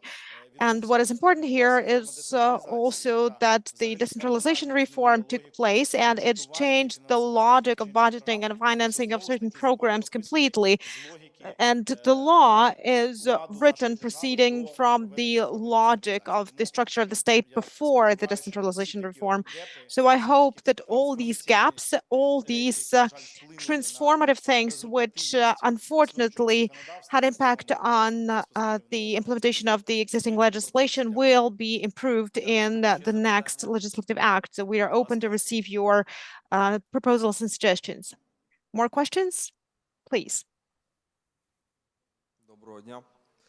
Good afternoon. My name is Andriy. I'm a veteran of the Russo-Ukrainian War, and I'm a person with disability of the first group. And I would like to share my path as a veteran and, well, tell you about some problems that exist there. My path started from the fact that I was mistakenly assigned the second group of disability. At that time, I was no longer serving, and then I had to appeal against that decision. I was the senior combat medic, so I knew how the laws work, and I submitted the application, and the hospital which mistakenly assigned me that group was not the place where I should have submitted this application, so I submitted it in Dnipro Hospital, and the process took me, well, that much time. So I got the document in October, I appealed against it in November, and I only got the documents in January 2026. And after that, I had to submit the documents to get the pension, and the pension was assigned to me in April 2026. So during these months, I was not receiving any payments. And I contacted the local community, and I was, well, hospitalized in one center for 15 days and then in another center for 15 days just to get food. And I also went to the labor center, but I got no job because nobody wants to have a person with disability as a result of war, because this person has a lot of rights, and if this person is not useful to the organization, they become a burden. And it seems to me that this process should also be taken into account. Well, I actually managed with it all. I understand that mistakes happen, different things may happen. I was a part of the process myself, so I understand it. But the process should be simplified and better regulated. And unfortunately, or, well, I don't know, maybe fortunately, but I'm also, well, a lawsuit, but I could not pay this money because I had no way to earn this money. Thank you, Fran. And one question I have. When the wrong disability group was assigned to you, were you a serviceman at that time? This is a very clear characteristic of the problem. So any service person should be supported by the support service until they're released from the military service and help them solve any problems they have. And this is what I mentioned during my speech, that the task for us today is to synchronize the two services so that the process is continuous and there's no gap. This year, we got the support service in our battalion. Yes, but the instruction was actually issued much earlier, but somehow in some units it was implemented, in the others it wasn't, and as a result it actually caused the whole cascade of your, well, experience with the veteran policy and the problems you had. But what Mr. Lubinets mentioned, this is having problems with legal support. We have a separate state institutions which is funded from the state budget, but this is a kind of a lottery as well, and I'm stressing this as well. I know how to transform that, and we will be now looking at what the integrated support process will look like and where this element should be included, because the state budget allocates funds for that every year, and the law states the veterans and the families of those fallen defendants and the prisoners of war and missing in action also have the right to free legal support. One more thing I would like to add. About a week ago, I solved a problem with the pension fund on the pension according to the first disability group, because they paid the pension according to that initial certificate of the second disability group. So that's also a problem. So somebody forgot to submit something, to add something, and so on. This is the problem which we have described in much detail. Well, the question is that it all started with the military medical commission. Well, it doesn't decrease the importance of the pension support problem. About a month ago, we had the meeting with the first Vice Prime Minister, Denis Shmyhal, and with the representatives of the General Staff. So we had also the Ministry, the General Staff, the Ministry of Defense, the Ministry of Veteran Affairs. So we discussed this, and the respective tasks have been provided, instructions have been provided to the pension fund. But basically, this pathway of yours shows the need in automation of all these processes. So to sum up, there are many problematic issues. For example, getting the competent status was a big problem. And then the automatic system was implemented. It was integrated everywhere. And now this process takes place automatically, with exception of some reconnaissance and intelligence bodies. They have a specific procedure. And we also have this comprehensive public electronic service.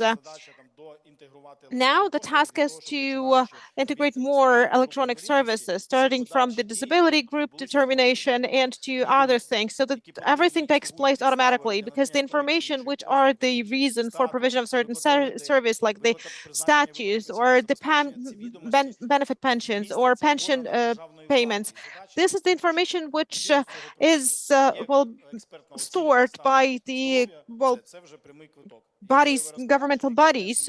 So we can exclude a person from that. It should all be included into a single automatic system. So we are trying to do it right now. I would like to comment here. I would like to recommend each veteran to go to court immediately, because the courts very quickly hear the cases. And we also have the military ombudsman, and we also have Mr. Lubinets, who is the Human Rights Commissioner. And whenever you have some problems, go to court immediately. And you should indicate not only the amount that you believe belongs to you according to the law, but also you should complain about the moral harm which is inflicted on you, because that's connected with the fact that Mr. Lubinets said that the officials very often are not held liable for that. And if a person who failed to provide the services cannot be punished in other way, then going to court, this is one of the solutions, and this is the right of each and every veteran. And what concerns the veterans, our committee has been supporting the free legal support to veterans, and I will have a meeting with Mr. Maslov today. This is something that veterans need today, and this may be needed even more than compensation of customs levies and duties or other things. Legal support in the cases when veterans believe that their rights have been violated. Thank you.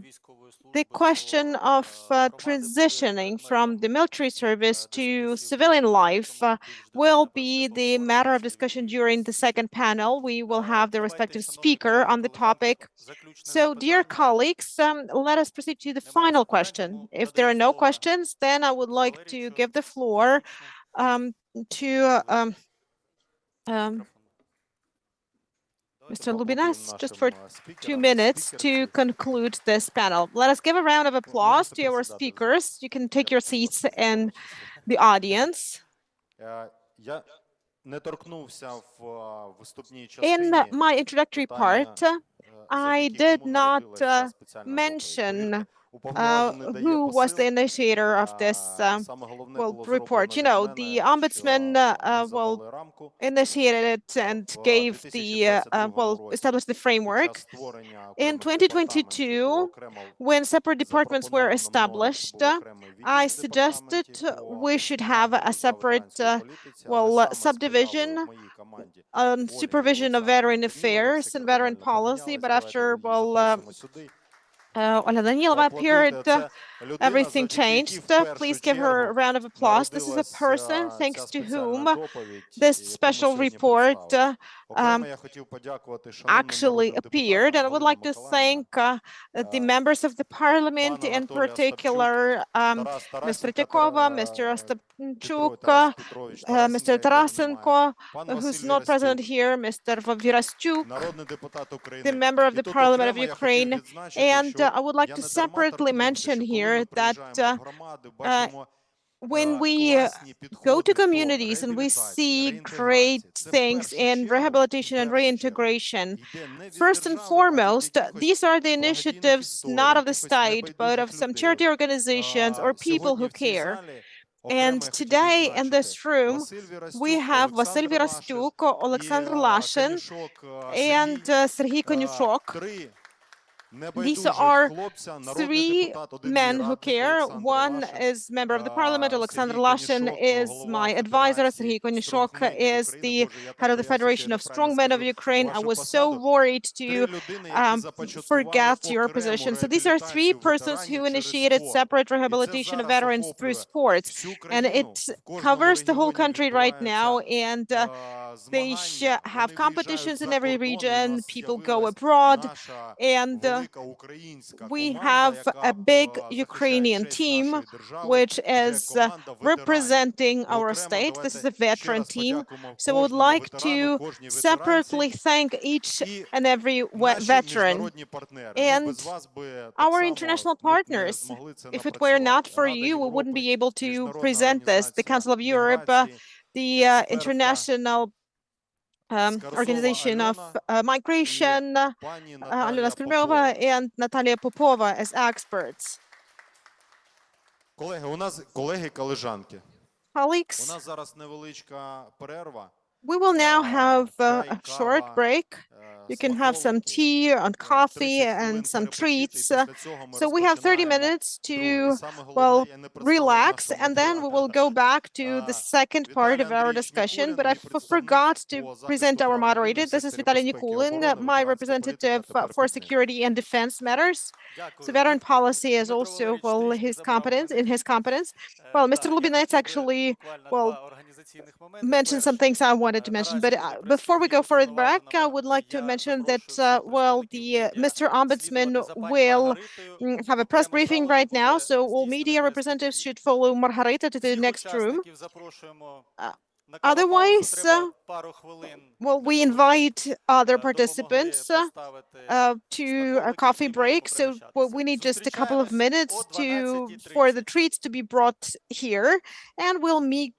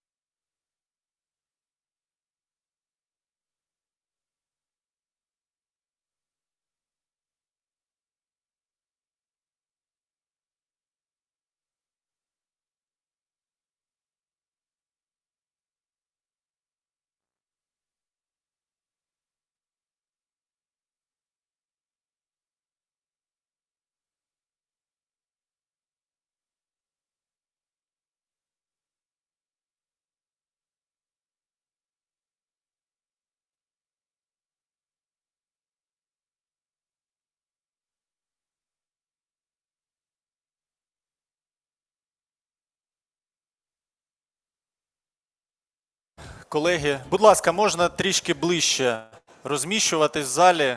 Colleagues, please come closer. Будемо продовжувати нашу We will continue our work. Будемо говорити про We'll be speaking now about a transition from military service to civilian life, namely a veteran's path to the community. This transition to civilian life means more than one certificate. It's not just one day of being dismissed. It's a consecutive process that where we should not lose the person between military and civilian institutions, and this should not end up with just a certificate and a status, but a real possibility for a veteran to live and work and to be needed for the community and for the country. I'm inviting here Anatoly Ostapin, a member of parliament, chairman of the Subcommittee on Social Protection of Veterans, Verkhovna Rada Committee on Social Policy and Protection of Veterans' Rights. Natalia Husak, head of the National Health Service of Ukraine. Vyacheslav Zaporozhets, head of the Titanovy Charity Foundation. And Volodymyr Horin, head of Social Work Department, General Staff of the Armed Forces of Ukraine,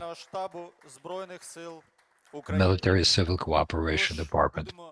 So we will start our discussion. And the first question, I'd like to put it to Mr. Ostapenko.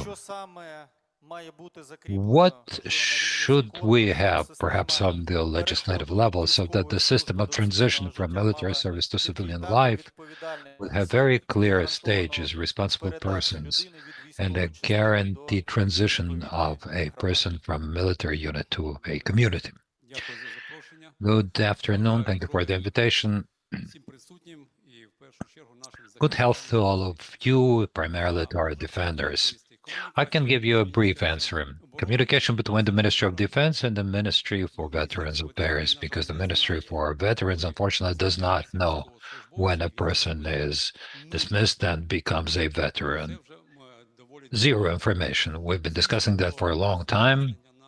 Clearly, updating our law is necessary. And I think that communication as such, unfortunately, we don't have it between central executive authorities. Today, we have recruitment, drafting, but the Ministry of the Veterans does not communicate with the Ministry of Defense. It doesn't know. Ministry of Economy doesn't know who remains in the economic sector to provide all the necessary things to our soldiers. The Ministry of Social Policy has the second budget in the country after the Ministry of Defense. And the issues with treatment of veterans and the rehabilitation of veterans are still there. The Ministry of Healthcare tells us that our veterans, they don't need special treatment because they believe that this is medicine that has not been, results of which have not been confirmed. The question is why. So you see, the issues are with the legislation. Someone has already said it. If the Cabinet of Ministers doesn't perform certain functions, we have to adopt it with laws, regulate it with laws. But on the one hand, this is right. But on the other hand, it's very difficult to abolish laws later. We have the Constitution, which says that we cannot make the rights of people worse by abolishing laws or legal acts. It's easier to do that for the government, the Cabinet of Ministers. So after they adopt a certain resolution, they can look at how it works with some time and then either cancel it or to replace it with a new one. So there are questions in this area that we have. We've talked about the veteran entrepreneurship. Who needs that? We adopted a law. We agreed that it would be a framework law. It really, we present it as a certain achievement, but this law, in a way, it curtails the possibilities of our veterans in terms of getting some guarantees of financial support from the state. The law clearly says one state support. That's it, nothing else. There is another draft law. We have drafted it together with the veterans to regulate those areas, number 14393, that expands those possibilities to start businesses by veterans. Veterans with his friends, with his combat friends, with his civilian friends. According to the law, that should be 100% veteran, one veteran or all the veterans that start a business. Now, as to the code, it has been brought up today. Yes, we need it. Unfortunately, we find ourselves in such a situation that when the Cabinet of Ministers changes, those legal acts submitted by the Cabinet that have not been heard in the first reading by the Parliament have to be repealed as a document that has not passed the first reading. In that case, we would be looking at the alternative draft law submitted by the chairman of our committee, and I am sure that we would be ready to adopt it now in its present form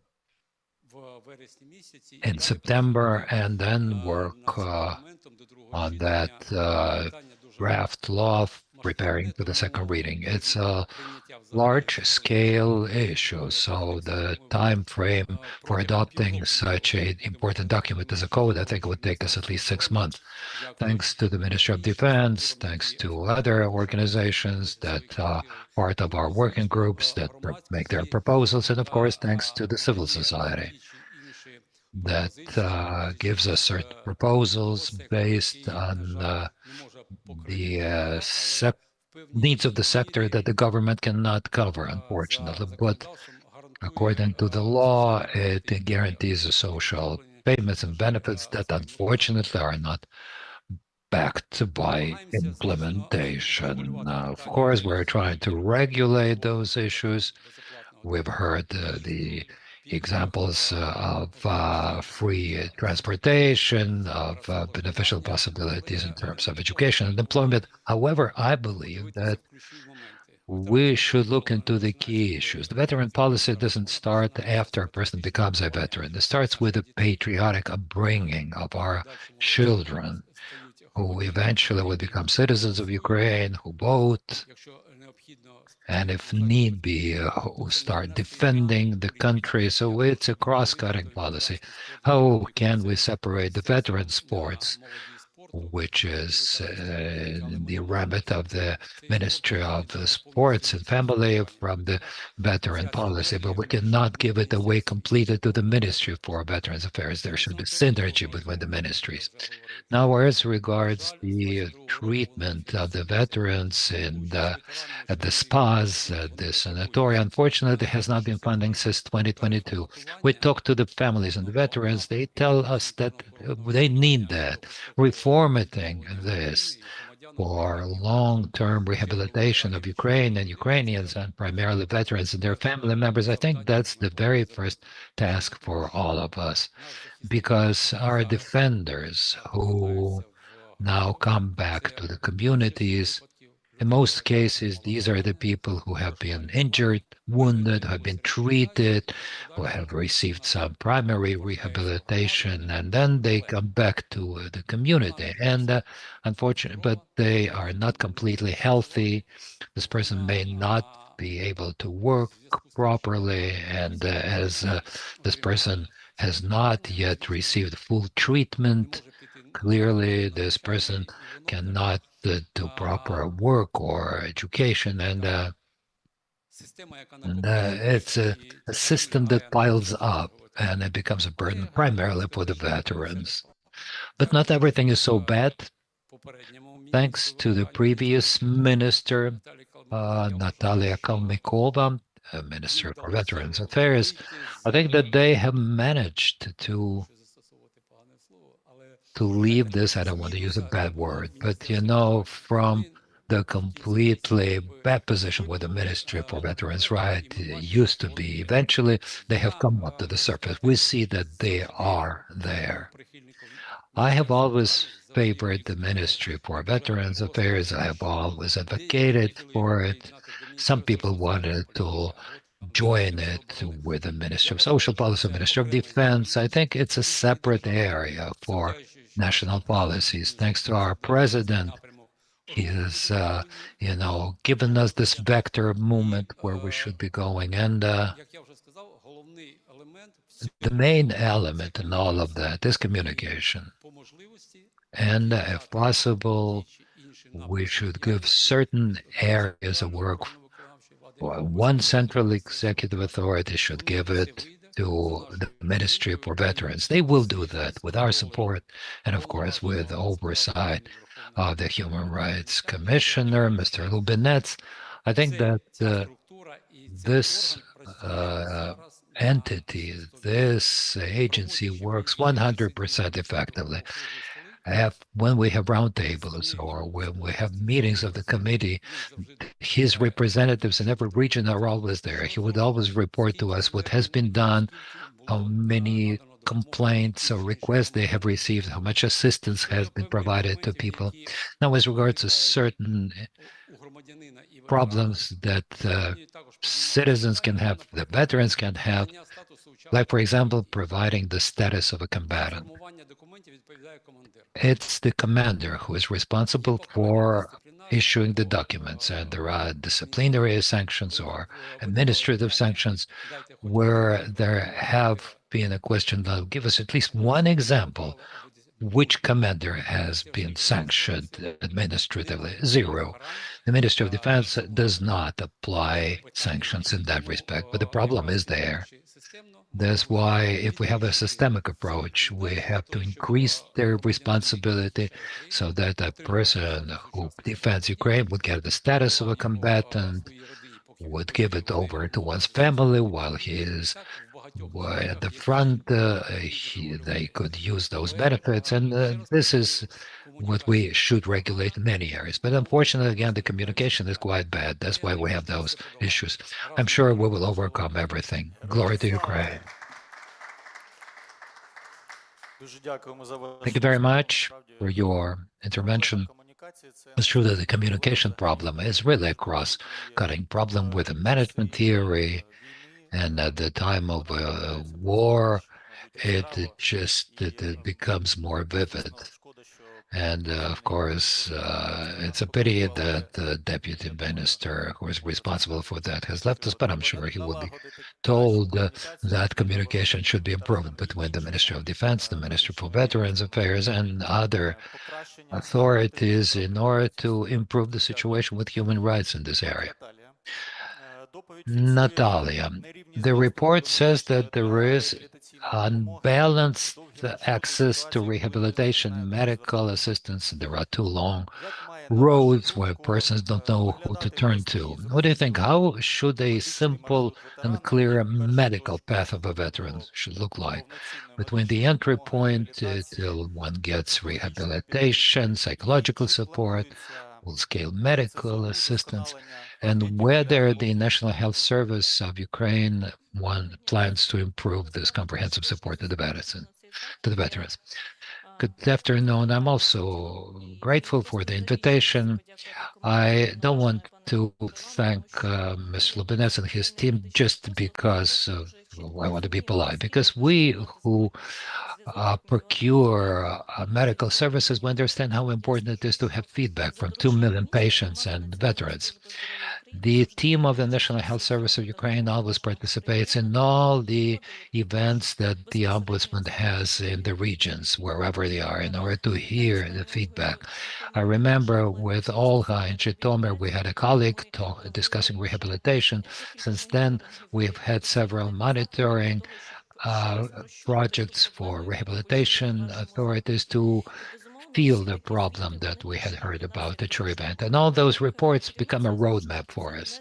I, as a manager, and again, not because I want to be polite, but because that's how the National Health Service should work, I have two important documents, the Ombudsman's report and the Accounting Chamber's report, because they contain very clear recommendations where we can see what we can improve first and foremost, because it's not just about public administration. That's about our people.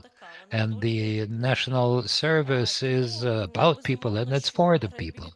So clearly rehabilitation as a sector, it has seen catastrophic changes in the war. The war has bring this sector new possibilities. It has not only highlighted the problems, but the possibilities as well.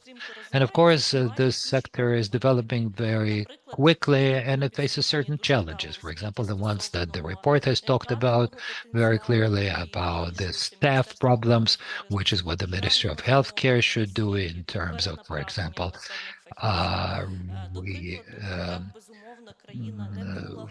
formatting certain experts. The country has not been ready since the COVID times, as many other countries, for such a huge demand for psychologists, psychotherapists. I mean, getting them somewhere is quite a challenge, but together with international partners, we have found certain solutions, short-term solutions, while we solve the problem in the medium term. That's MH gap problem, that's the First Lady's program, and we have 25,000 family doctors, and these are the people who are the front runners, were the people who come to civilian life, who come to the communities. They have to be the first ones to give a diagnosis and to send people to a proper place within the healthcare system. So we understand the staff problem. We are taking certain measures, but it would not be honest to say, and again, we cannot have too high expectations if we say that the staff situation in terms of rehabilitation would be resolved tomorrow. No, that's a long process.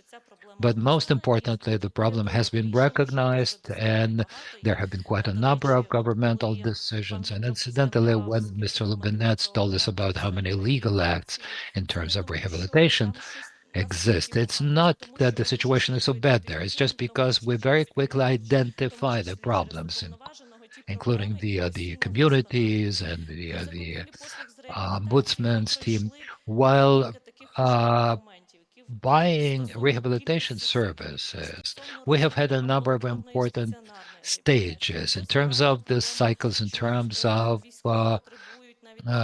hospitalization. We still have the problem with the military where, for example, where they could be treated closer to the place where they live. But, for example, when they serve at the armed forces, they have to be linked, let's say, to a certain hospital, and we're trying to resolve that problem on the regional level. Now we're also whether we can identify the problem of access at the community and this balance between them. Yes, we do, because I believe that the National Healthcare Service of Ukraine, in fact, has a very well digitized healthcare system. And we, in terms of large data masses, we see the gaps very clearly and how we can resolve them. And in this situation, we have the governmental initiatives. Well, these are the initiatives that come from the office of the president, and they go to the heads of the regional military administrations. And these are the gaps that we primarily need to cover in terms of rehabilitation, in view of the limited resources, especially the cluster and the clusters above them.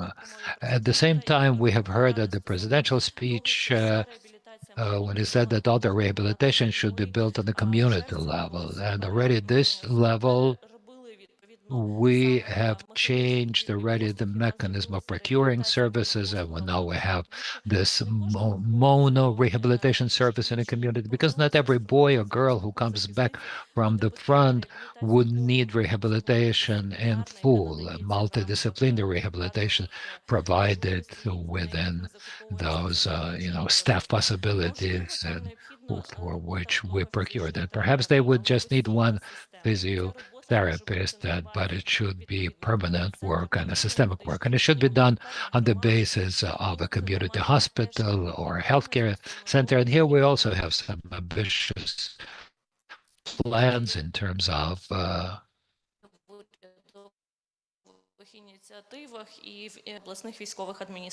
There are initiatives, and this is also worked with by the regional military administrations. And I have also mentioned the problem of awareness raising and communication. And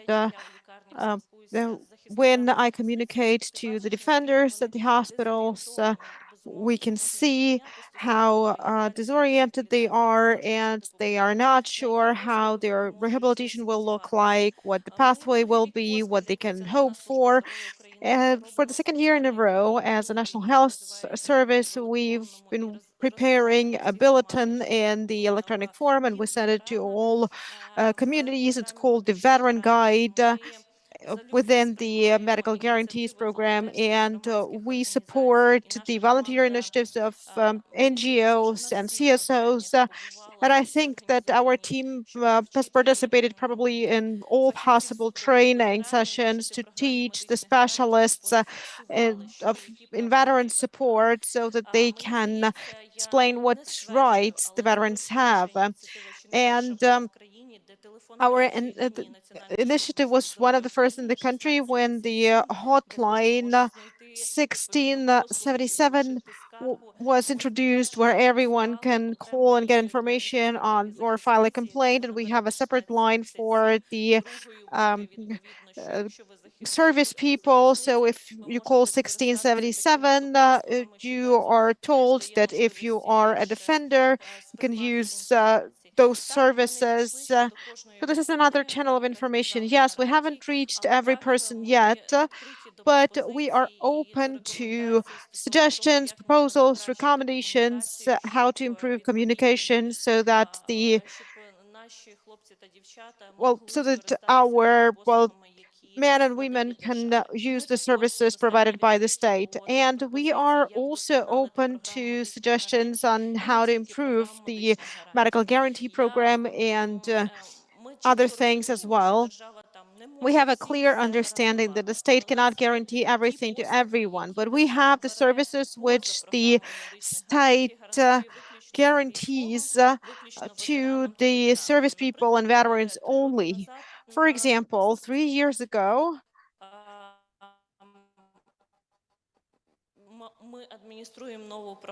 we started administering a new program. We improved it several times, and we extended the amount of support and the cost of the service. And we can see that the number of people who are using the service is increasing every year, just as the budget. And we are ready to keep working on this program. Just as this week, we will submit for the government's approval the resolution on integrational prosthetics. The Minister of Healthcare instructed us to improve the service because it used to be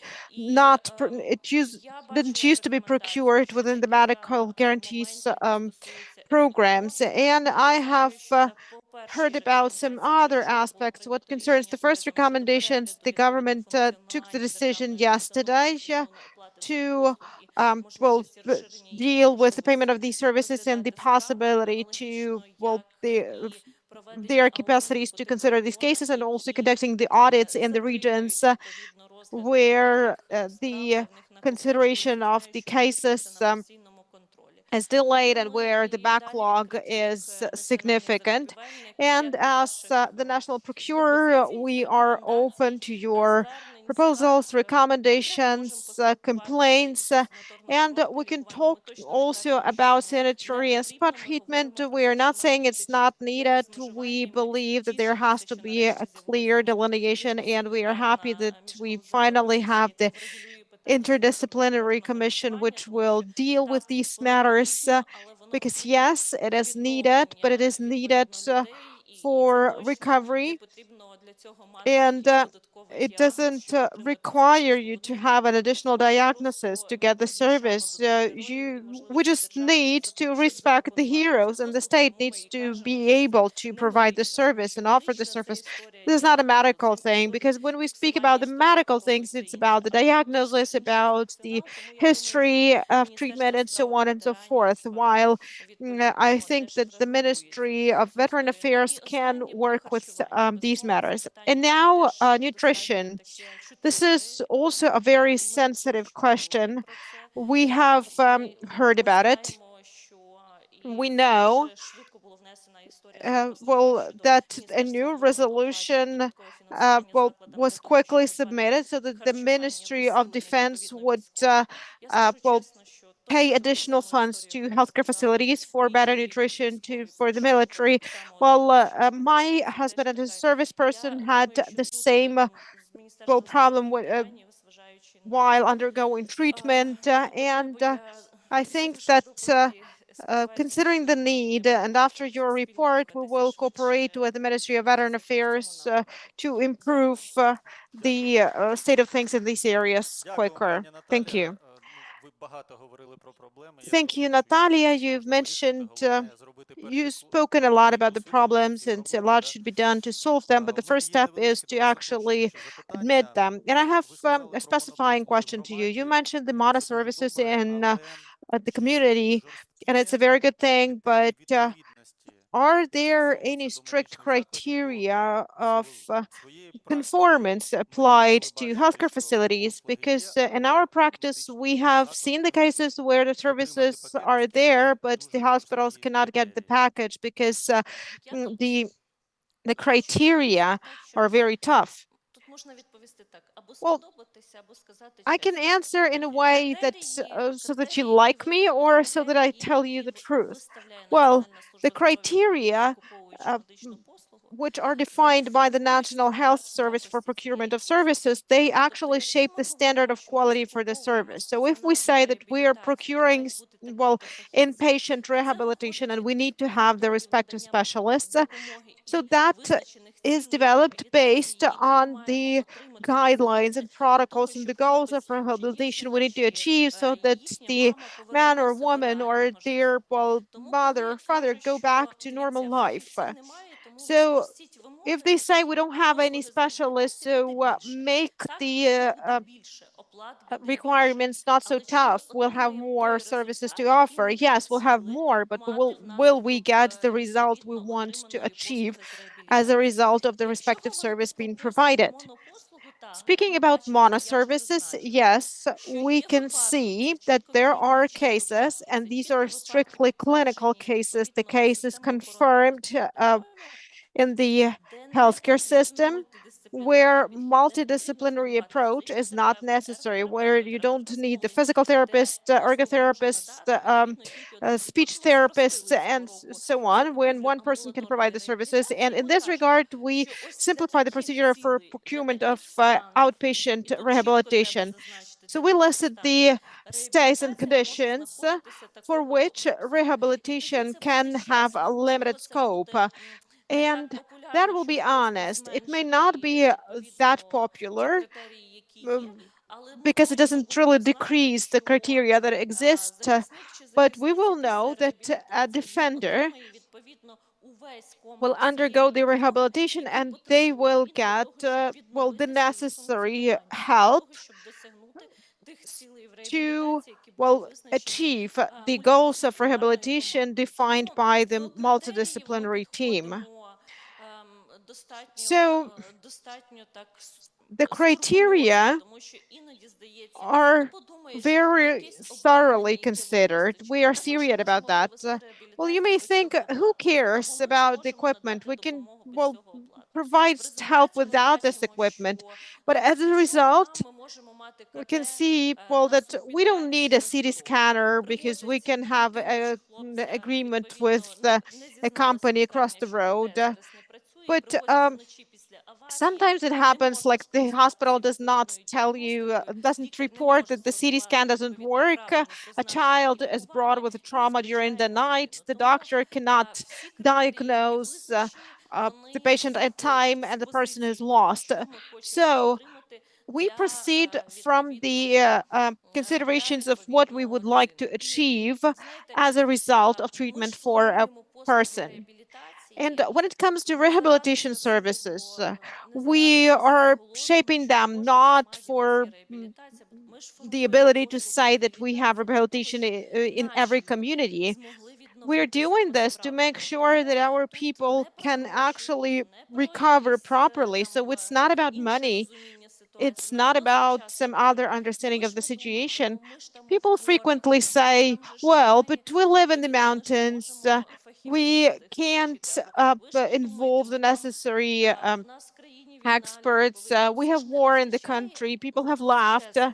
But to be honest, it doesn't mean that residents of the mountainous areas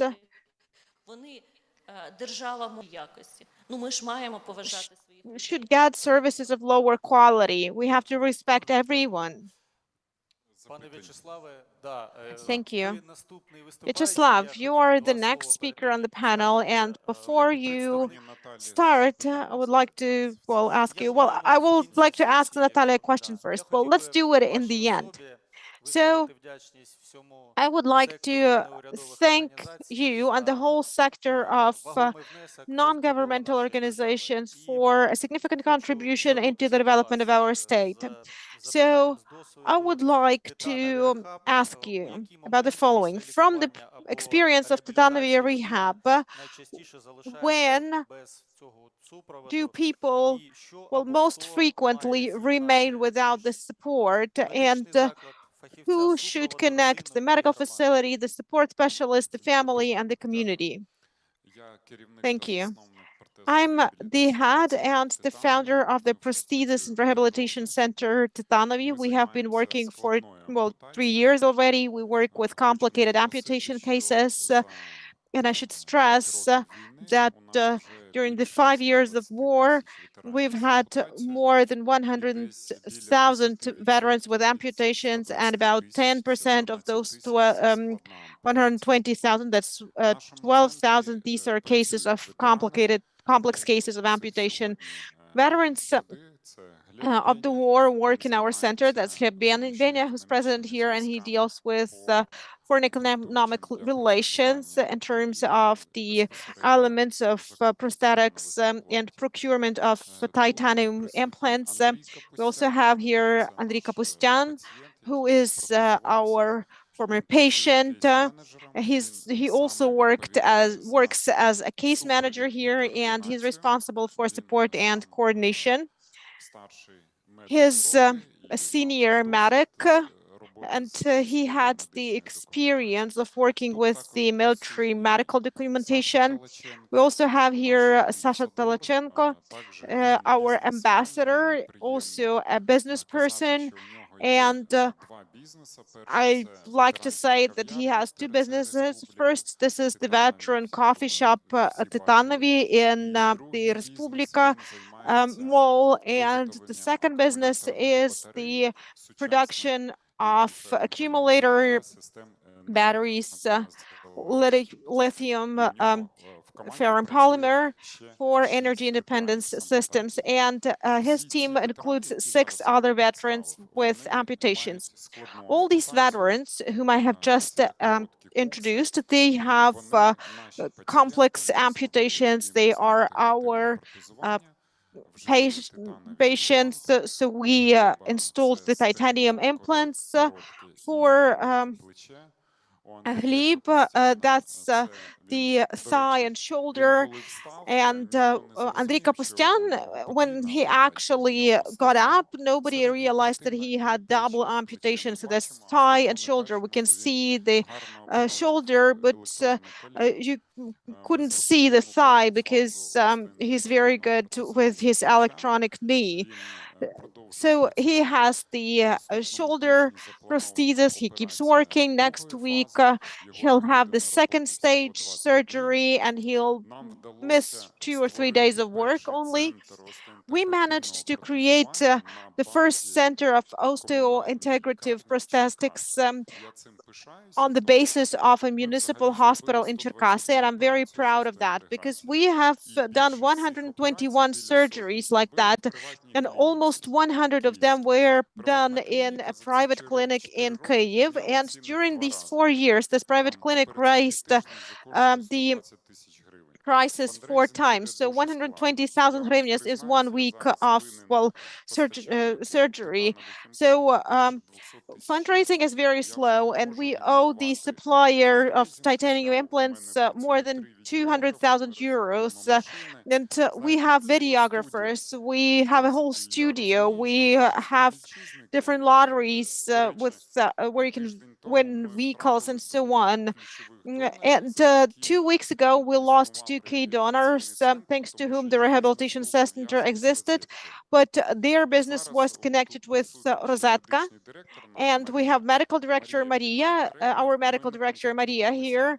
So we didn't have any rehabilitation packages from NHS because we had donors. Now we have lost the donors. Unfortunately, we're losing our donors, we are losing businesses. So Maria, we need to conclude an agreement. We have a license for rehabilitation at Titanovi, we have the necessary staff. And you know, I was proud of that. And I said, I can, well, not ask the state for money for rehabilitation. I'm helping the state. When it comes to prosthetics, thanks God, we have 2 programs from the Ministry of Social Policy. These are the 2 decrees on prosthetics, modern bionic prosthetics for service people. But unfortunately, Mr. Ulyutin, the minister, is not here, but it's good that I participated in other events and approached him during them. In June, Resolution 518 will stop being funded because 1 billion allocated for that well, was already used up, and there's still money under Resolution 321. So we have not received 135 million hryvnias yet because starting from June, the money is transferred from Resolution 321 to 518, and the amounts are not sufficient because the prosthetics companies have already produced prosthetics for, well, 700 million. We have, well, everything on paper. We have a whole package of documents which requires 2 weeks to prepare, and then there's an online commission. And the fund of social support, Mr. Muzichenko are the administrators of the fund, and they say, well, the minister didn't sign the transfer of funds. I approached Mr. Ulyutin in Sofiyevska Square and I asked him, well, how so? How come? How does it work? A veteran comes to us, we take the documents from him or her, we provide consultations to them, and then we order the elements for prosthetics. And we have 1 month to, well, get the approval of the commission. So we go to the commission, we are approved. So we have to confirm and to explain to the members of the commission, who include only 2 veterans, Vadim and Anton. And the others are people with old limbs, and we need to explain why Gleb needs a bionic prosthesis. If Gleb doesn't get a bionic prosthesis, he cannot work with the computer, and he needs that. So this is what has to be taken into account. 400 million are transferred to Resolution 518. But the prosthesis producers, about 80 companies, have submitted the plan, and by the end of the year, we need another billion hryvnias, while we are giving 400 million only. And I'm worried about that because we are ordering the details. We have some relations with the supplier. We have 100 million debt. The fund owes us 135 million, and when veterans come for consultation, I cannot provide them with the necessary components because we were trying to do everything possible so that we start working on the procedure as soon as possible.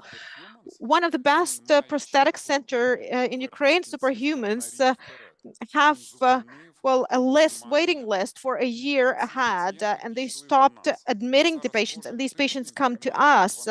And every week we have about 12 veterans with amputations of upper limbs, and I'm worried that the fund will not get the money from the ministry, while the money is allocated for resolution 321. And as I was told, the minister just signs it and it's transferred. You don't need to go to the parliament with that.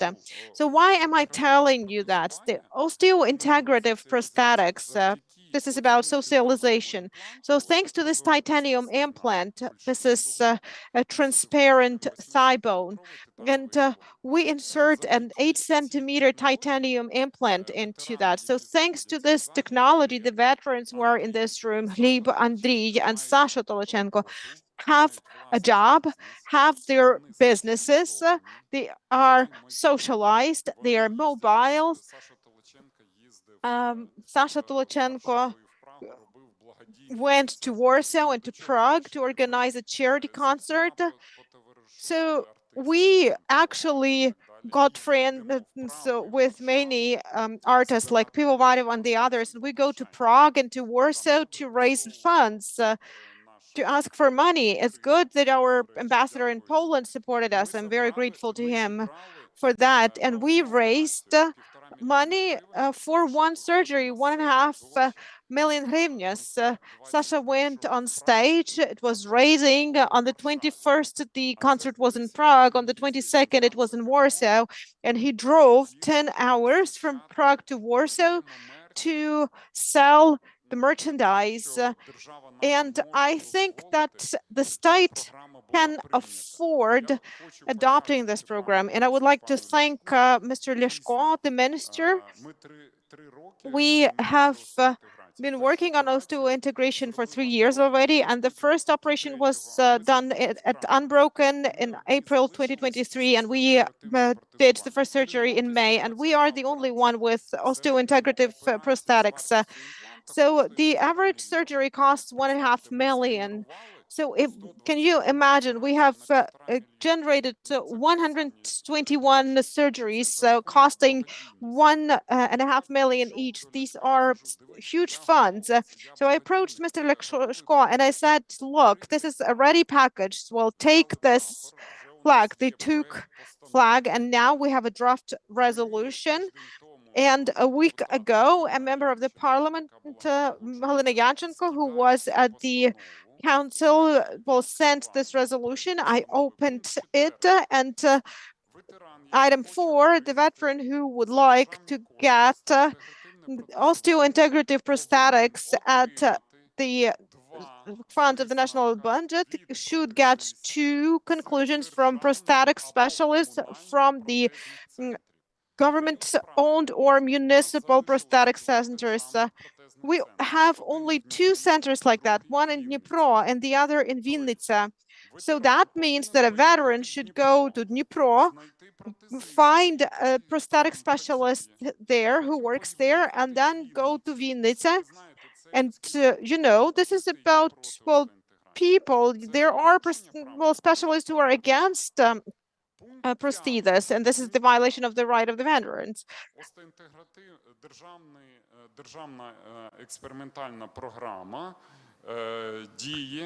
state national experimental program is active for those veterans who have had 24 months after the latest amputation. Although the order, the protocol for providing prosthetic appliances, it said 12 months. So somebody at the ministry, and I would like to know who did that, let down the minister. And why am I concerned? Because that resolution will now go to the Cabinet of Ministers. It would be approved there.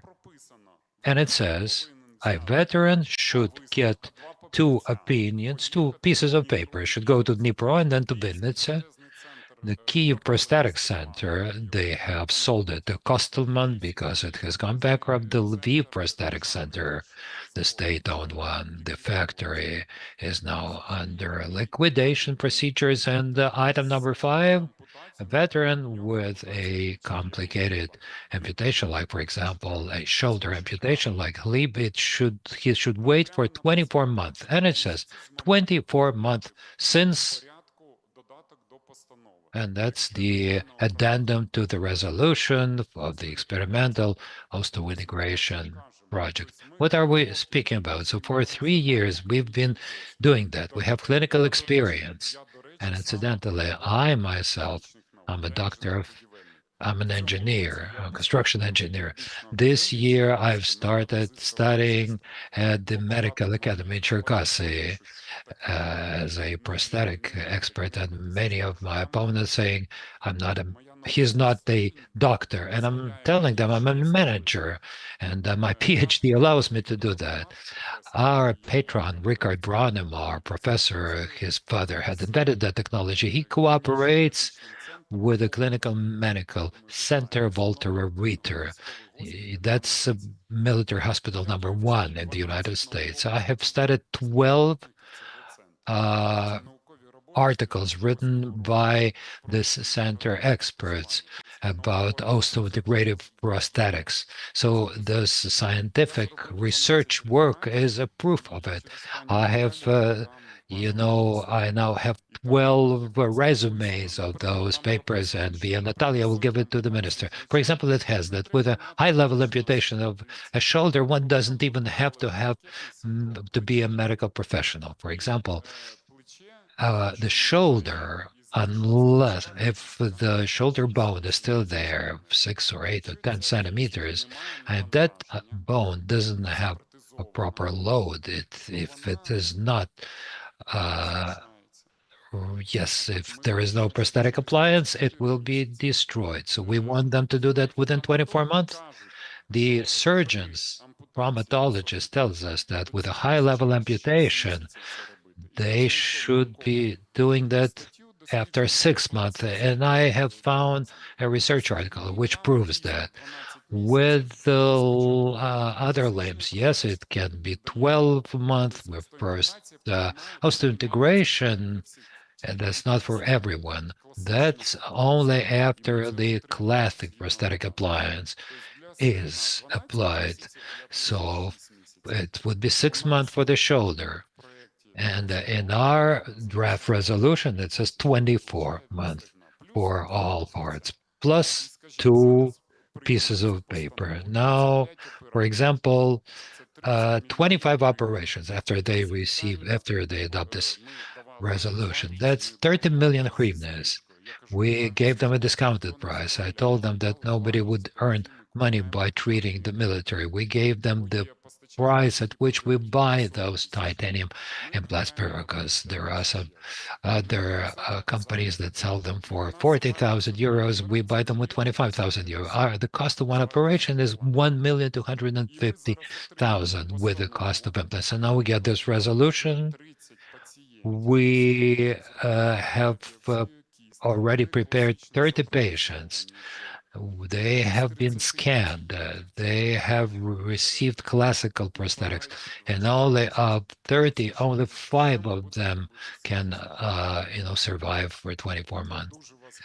What shall we do with this resolution? I would ask you very much. I have told you in so many details. First of all, osteointegration is needed, is required with complicated amputation process. And now when the course of the war has changed, there's the drone war, and we have more patients with a high-level amputation, shoulder with double or triple amputation. There are many boys who are working with drones. They lose eyesight. We already have some experience. We have provided prosthetics to 2 veterans who have lost eyesight, and there, unfortunately, our charity foundation additionally paid for that because there is no package. Mr. Muzichenko does not have a package for prosthetics for people who have lost eyesight. Well, there is eyesight prosthetics at the Ministry of Healthcare, but there is no limb prosthetics. So I would very much ask the Ministry of Social Policy to hear us and to develop the special package for veterans who would lose eyesight or who would lose all the limbs. And there you don't have, for example, the Vincent German biochemical hand. It provides vibration. In other words, it is linked to a bone. And when a boy takes something, it would vibrate. It also vibrates when he clenches it and vibrates in different ways. And so we, in fact, bring them the feelings back. We give it back to them. So we need such things very much. So I would very much like you to introduce corrections to those programs so that we could have it with the social. So we could have a joint meeting. Mrs. Vereshchuk used to have such meetings, but now for 2 months, we haven't had any meeting like that. So with your head, well, I've seen the head of the office here. I'm sure that they will hear us, the leading ministry, and when at every level, the ministers, they tell us veteran policy is a priority number 1. So let's implement it so that the veterans would not have to go to Dnipro and Vilnius to get 2 pieces of paper to get them from the state-owned prosthetic centers. Thank you. Дякую, пане В'ячеславе. Thank you, Vyacheslav. Одну репліку. У нас наразі Right, just one comment. і пані Наталії, We have Natalia, we have a representative Minister of Social Policy here, and we hope that they will respond. Well, as regards 24 months, well, that's for sure, because I've just sent a letter to the Deputy Minister. We'll definitely come back to 12 ministers, like what we have in the order. It's not a problem here. And I would say here that, in fact, we had a very constructive meeting, and everything that was taken into account, even as regards the cost of 1,200,000. I think it was just a technical mistake that we just need to have a better communication in order not to wait for a resolution to be finished. Thank you very much. It's a very important clarification and a very quick response. That's very good. Thank you, Vyacheslav. Mr. Zaporozhets, for telling us about those problems and for a very, very, specific and concrete proposal of yours. Mr. Horin, Volodymyr, first of all, Volodymyr represents the armed forces of Ukraine. That's why I want to thank everyone, all the defense forces, all the armed forces, because we are able to work here in this room today. Volodymyr, the report suggests that needs assessment should be done at the time when the person is still in the army. What do you think? What's the best way? How should the roles be distributed between the departments of civil-military cooperation, support services, and territorial centers, recruitment, on the support experts for veterans, and the local authorities who are working with veteran policies? We mentioned that. There was a question from the room, so the floor is yours. Good afternoon, everybody. I would like to tell you that the armed forces of Ukraine, the system of social support, the support services, they were introduced in about 2 years ago. Now, this is the establishment stage, the stage where we select personnel, where we train personnel. And as before that, we had not had this type of experience. We didn't know what to analyze, how to analyze the situation. So we are making mistakes now, but we're gaining experience. Now we're trying to share that experience with other support services so that we would understand what works well, what does not, where we should need to regulate something legislatively. The support services now have been introduced in 3 areas. That's primarily the military units, that's the recruitment centers and the healthcare centers within the system of the Defense Ministry. We've also conducted a number of trainings on the tactical level and operational strategic level.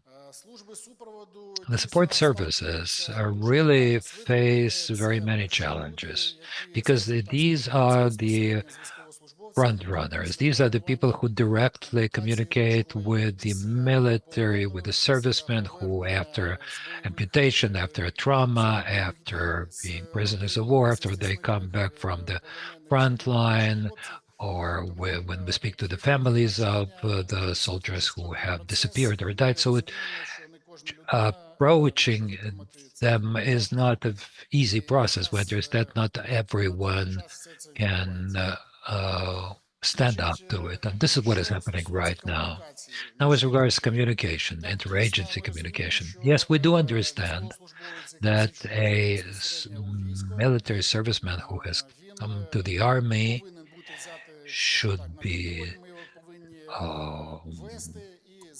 overseen. We should, follow him. And if something happens in his or her life, we understand that the support service should pick him up and then support him. So the support service plays the role of the communicator between the servicemen inside the military environment with the civilian environment. This is the person who is like a conductor for this boy in a certain area. That's why the very first step in terms of interagency cooperation, I think it has been done already. We have an order for the interagency procedures between the support service and experts and the representatives of the Ministry for Veterans Affairs.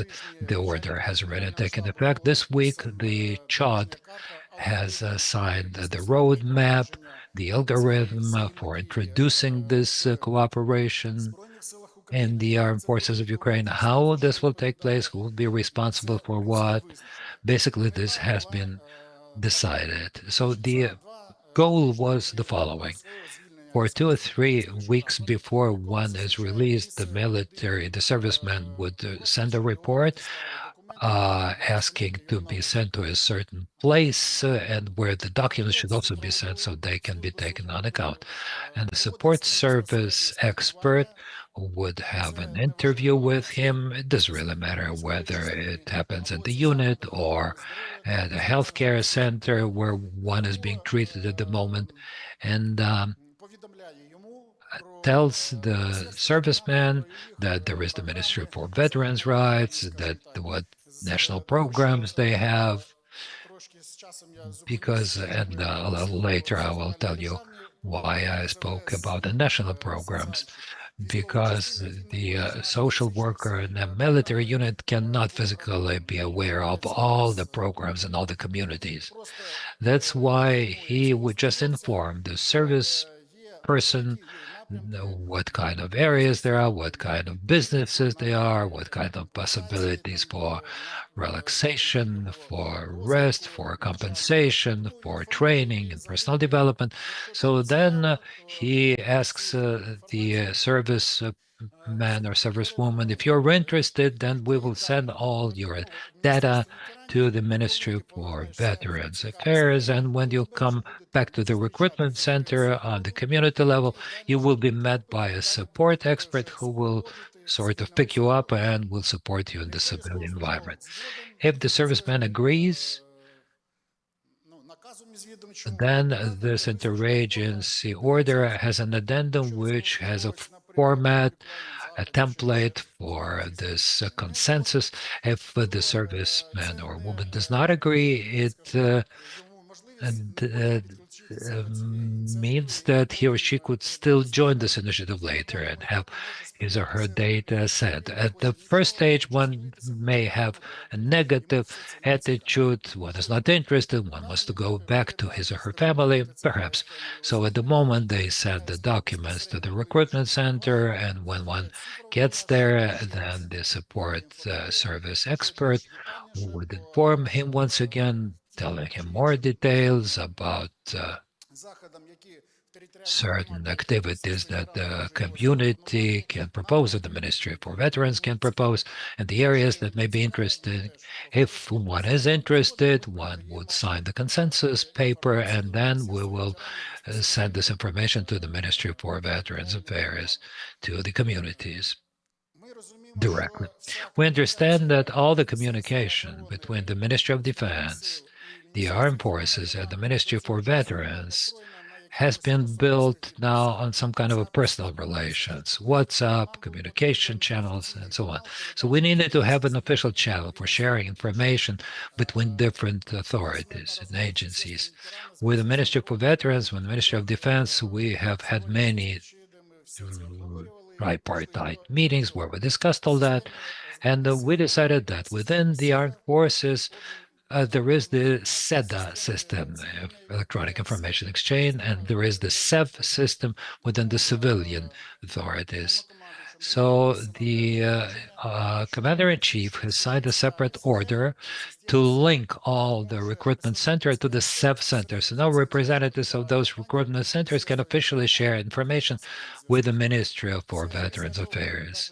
Now, after that, even if a serviceman at the recruitment center level doesn't want his information to be shared, we have such boys, we have talked to them, and their arguments are quite simple. They say, for example, I come back to an area which is close to the front line. What will happen to my village in a month or two? I have no idea. Where will my information get that I am a soldier, and where my family is?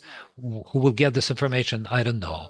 That's why I don't want it to be shared. We have heard of that, and it's true that at the Ministry of Defense, we are now supporting the servicemen even without their consensus. We don't need that. We are just doing that work. At the Ministry for Veterans, the resolution says that support services start since the moment one officially requests for it, or when the consensus is provided. That's why we really need that. And even if the serviceman or woman comes back without one's consensus, comes back home, one talks to the neighbors, to his friends, and the information is exchanged. They tell one another about certain programs that exist, and the boy can come back at any time to the recruitment center or to the center, or ask the Ministry for Veterans Affairs, ask a support expert, and ask to be supported. So the first step has been taken. Now we'll be looking at how all of this will work, because it was only this week that the algorithm and the roadmap came down to the military units, to every military unit, to every recruitment center, which clearly tell them what their obligations are, what their powers are, what they should do at every military unit level and every recruitment center. We hope that the response would be positive. Glory to Ukraine. Thank you very much for your intervention. But here we have to say a couple of words. We have to add it, that you need to have proper managerial control. Without control, there will be no results. Of course. We proceed to questions and answers. We now have a question from speaker. Vyacheslav, you had a question. Well, the decision about 12 months has already been made, and I think that the paper, opinions from the state-owned prosthetic centers will also be canceled, because the prosthetics experts, they work at the centers that have been accredited, and that would be enough. That should be enough. If a prosthetic expert works at the company that has been accredited with Darshiliki program, that should be enough. Well, I hope that the response would be as quick as, regarding your previous issue. It's a question? No, it's more to add what Volodymyr has said. I remember CIMICs even before the full-scale invasion, because I participated in all that and the creation of it. I was the only person who had been trained with the CIMICs, and I worked in that unit. And then I, as a civilian, I always participated at the Chernyakhovsky University trainings, where we discussed civil-military cooperation. And I remember that every session would start, and I would ask everyone, please raise your hands, those of you who are representatives of the combatants, and in front of me there were people who work at the rear units who wanted to get that combatant status thanks to CIMICs. Now, what I like in the armed forces of Ukraine, we have started fighting those people who have just come here to get a certain pay level and the combatant status. So we already have the support services where there are people who care about the military, who help them get form number 5, number 6, and number 12, who support them, to the level of hospitals and from one hospital to another. I like the way that the system support service is developing the armed forces of Ukraine. What I don't like is the cooperation. The communication has been lost between the centers and the recruitment centers and the experts on support services. And our report confirms that, because we see all that during our monitoring visits. And when I ask the support experts a question, how do you form your budget to provide support in your communities? Because they don't know what their needs are. And here we have some, personal relations that play a certain role. So their support experts have to be trained to understand that representatives of the centers should not be given some tasks, because this is why they don't have proper communication. Now, where I was with our representatives of the Ombudsman's office, we created that communication. And in those communities, we had no longer any problems. I would explain to the girls working at the service centers, when you have an support expert, you will no longer have many problems. For example, you do your work for a military unit, you share it, and that's it. And then they deal with rehabilitation, medical, psychological treatment, and all that. And I recommend that you train, people at these support centers, together with the Ministry for Veterans, to give them some kind of an online course on communication. I think everything will be there, because they don't even have the contacts, proper contacts. Allow me to add a little bit. Yes, we have such a system that is called the Site on Connection, that is a civil-military cooperation website, where we have all the information about everything that is taking place within the social support centers, civil-military cooperation. And now within this joint order, we have shared the contacts of all the communities with the support experts at all the centers. You can find this information there, and they have. So we are sharing this information. With Oksana Kolada, we have had training workshops where support service experts participated together with the Ministry for Veterans. We've discussed this idea to have joint trainings, because we really have those separate trainings for the experts of the support service, because all the three services at the recruitment centers, at the military units, and at the health care centers, they all are very specific. They have their own specificities and so on. So thank you for your proposal. We will really be looking at this possibility to have such communication trainings, and then the results will be better, I hope. Дякую. Да, бачу. Будь ласка, ваше Доброго запитання. дня. В Thank мене you. репліка Yes. до вас, пане Hello, Володимире. I would like to address you, в Volodymyr. бойовій військовій частині My в зоні бойових дій relative працює після поранення. has been working at a Він був у вас military на unit, навчанні якраз у Львові and недавно.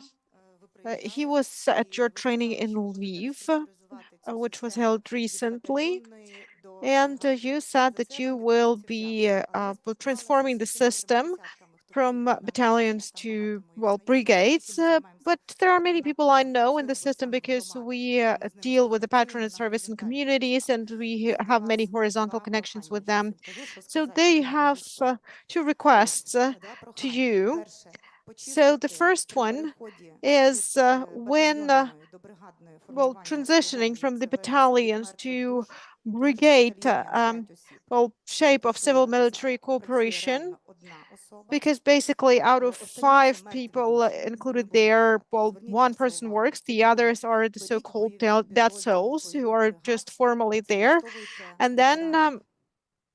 well, Працевлаштовуйте ветеранів. employ Тому що на veterans тих in хлопців, з якими CIMICs, я говорила, because out of 4 лишились 30 служити після men поранення. А I ті побратими, що прийшли у Львові talked на нашу to, зустріч, вони only не 4 знайшли в себе в kept цивільному serving житті, але after the вони мають wound. великий The досвід, others couldn't досвід find горизонтальної themselves in частини в цивільному the житті, вони готові civilian повертатися life, і готові uh, займатися but цією роботою. and Охоронити they are і ready захист to go полоненого back. They після are ready to полоненими. work Дякую with вам. the funerals, with the heavily wounded, with the well, prisoners of war, and so on.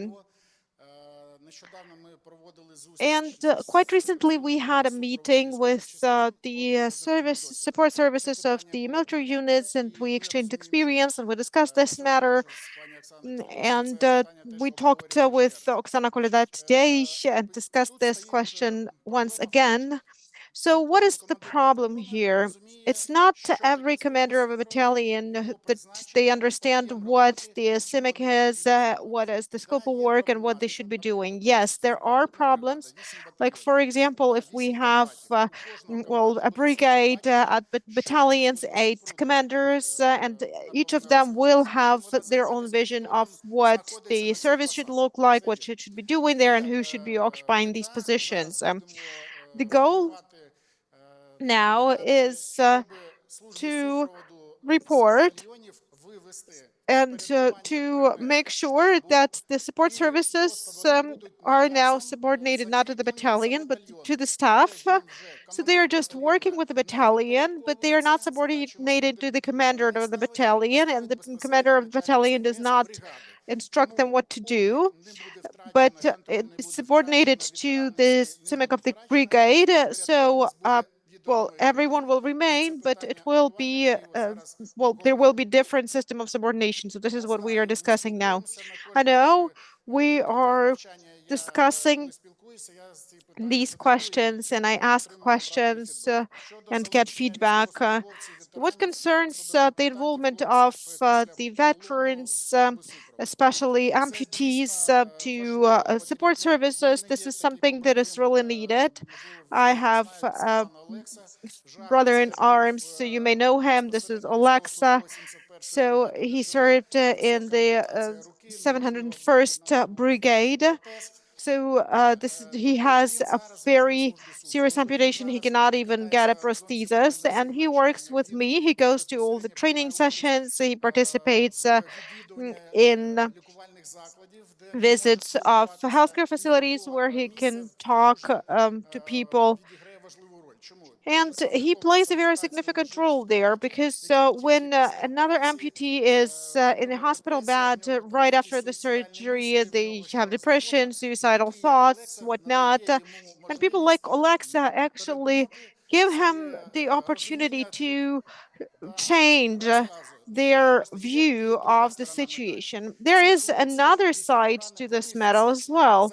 After the injuries, these people cannot always withstand the whole workload at the support service, and we don't have that many people so that we can have such a service person in each brigade.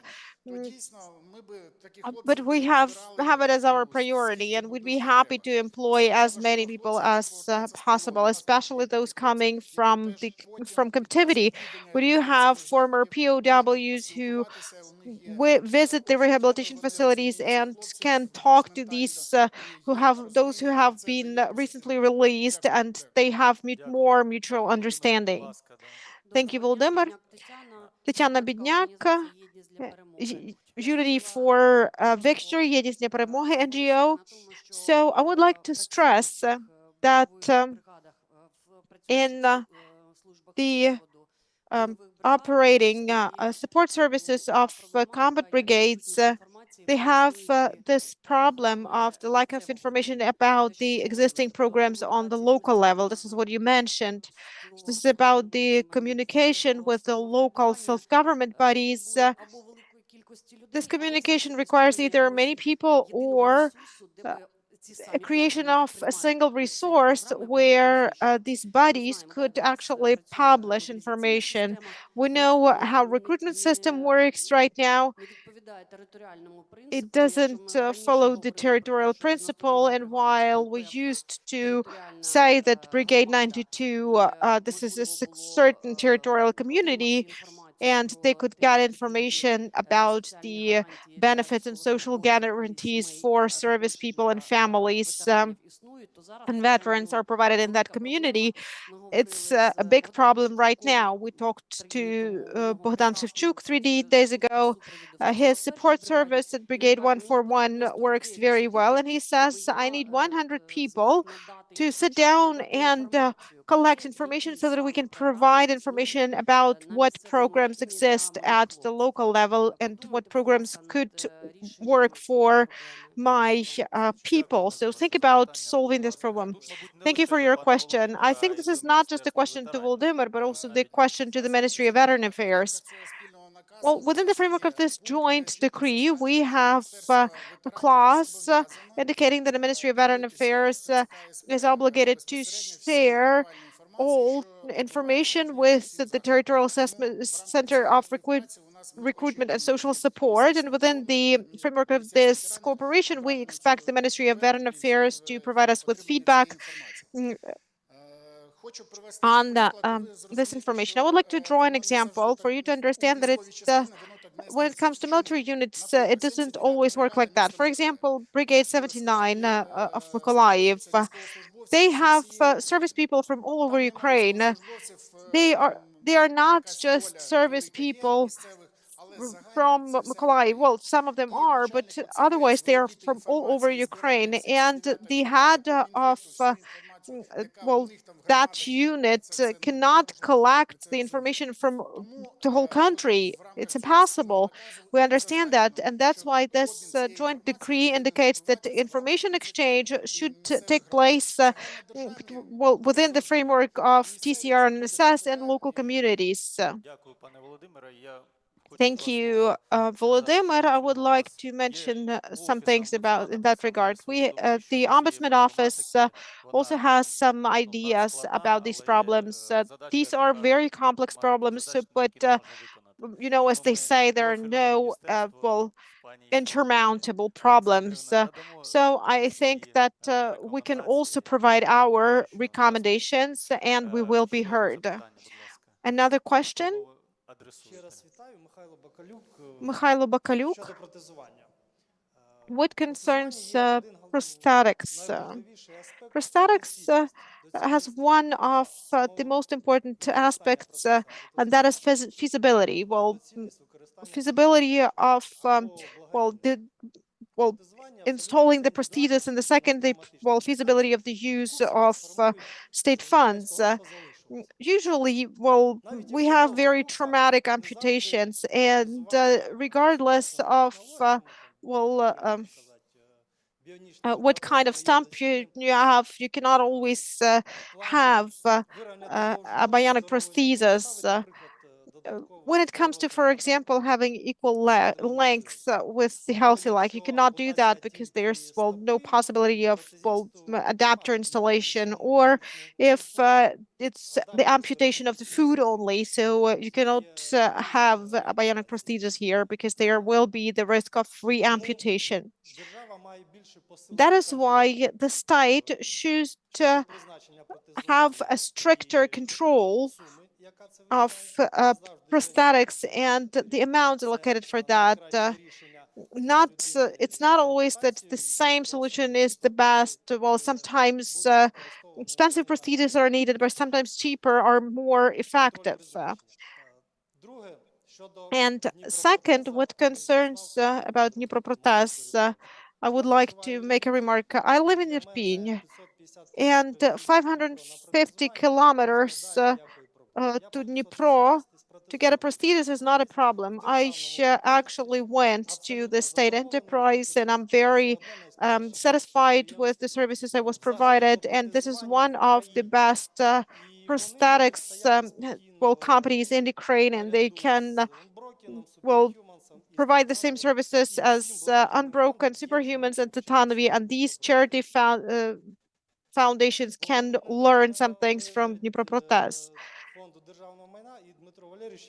So, Dmitro, I would like to ask you to protect this enterprise and protect the patients who get prosthetics there. Because there are some criminal cases which are quite artificial. You know what is the difference between the Dnipropetrovsk and Titanovi? Because the Dnipropetrovsk are more transparent in their activity than any charity foundation, because this is a state-owned enterprise. And thanks to Mr. Stanko and his team and Irina Tkach, very renowned prosthetic specialist in Ukraine, this enterprise is developing and flourishing. They don't have any sponsors, any singers collecting and raising money for them, but the quality speaks for itself. And the prosthetics specialists from Titanovi can learn a lot at Dnipropetrovsk. They also have inpatient treatments, meals a day, and so on. Well, we're not saying they are a bad enterprise, and the lack of criminal cases for Titanovi, with Titanovi, this is just the fact that the investigators have not done their job properly. Well, we have the presumptions of innocence, and if there's a criminal case, then it doesn't mean we have to condemn the person before we have any court judgments. Any other questions from the Volodymyr Dyatlov, the Ombudsman Office of Ukraine? I have a question to Natalia. In the media space, we have heard about the fact that the NHS is developing a package on expert teams for disability. Has this idea got any continuation, and was there actually an idea like that? Well, the payment of services to the doctors is integrated into several packages, because we know that all doctors involved into assessment, they also have regular medical practice, and we pay under surgical and inpatient treatment packages, and also frontline packages. That's package 57 to support doctors working in frontline areas. And we also understand that some commissions may be established at infectious diseases hospitals. So we have integrated in the hospitals which are specialized in psychiatry, and we have integrated this into the package on treatment of tuberculosis and into the package of treatment of other conditions and disorders. Inpatient treatment. And yesterday we reconsidered the resolution of the Cabinet of Ministers 1808 to reconsider payment to the companies, the facilities which provide expert assessment to strengthen this activity. Any other questions from the audience? If there are no other questions, I would like to ask you to give a loud round of applause to all the speakers that we've had today. Please take your Пані seats та in the панове, audience, ladies and gentlemen. дозвольте зафіксувати ключові So орієнтири, які let me сьогодні just прозвучали. reiterate the key narratives we have Це heard єдиний today. маршрут замість This is the single інституційного pathway лабіринту. instead of Це an єдині institutional стандарти послуг labyrinth, замість single standards for service залежності від provision місця instead of the dependence on the place of Міжвідомча residence, координація, яку забезпечує interagency держава, а не coordination сам ветеран. ensured by the state and not the veteran him Раннє or herself. інформування та оцінка Early потреб ще до завершення служби. information and Безперервна медична, needs assessment фізична before the та service is психологічна over. реабілітація. Medical, physical, Освіта, and psychological працевлаштування та rehabilitation, підприємництво як education, частина employment, and реінтеграції, а не business, and як якісь as додаткові a опції. part of reintegration and not as some Оцінювання additional ветеранської options. політики за результатами Assessment of для veteran конкретної policy людини, а according не to за the results кількістю to a ухвалених specific person актів and not і according to the проведених number of documents заходів. approved and number Спеціальна of доповідь events – це не conducted. фінальна крапка, це Special робочий план для report is not a парламенту, well, уряду, not міністерств, the end. органів It's виконавчої another влади, step in місцевого the activity самоврядування of the і government, наших the міжнародних parliament, партнерів. local self-government bodies, І цей план має NGOs, and our international реалізовуватися, partners. як неоднократно And сьогодні вже було this зазначено, за should be принципом done, as нічого mentioned для ветерана, today без ветерана. for many На times. цьому я хочу подякувати Nothing всім should be done присутнім, for технічній veterans команді, without the veterans. перекладачам, And here I would like to нашій thank команді, our яка technical team, the і interpreters, our один team, одному. Дмитро Валерійович, вам за те, що to ви ініціювали і представили. well, І ще раз хочу Mr. подякувати Ombudsman нашим for ветеранам і ветеранкам presenting the report. And I would за like to thank our veterans те, що ви зробили для цієї держави. for Ми працюємо everything далі. you have done for this Слава country. Україні! Let's keep working. Glory to Ukraine. Запрошую всіх на And I would like to неофіційне invite спілкування. everyone to continue communication in the unofficial settings.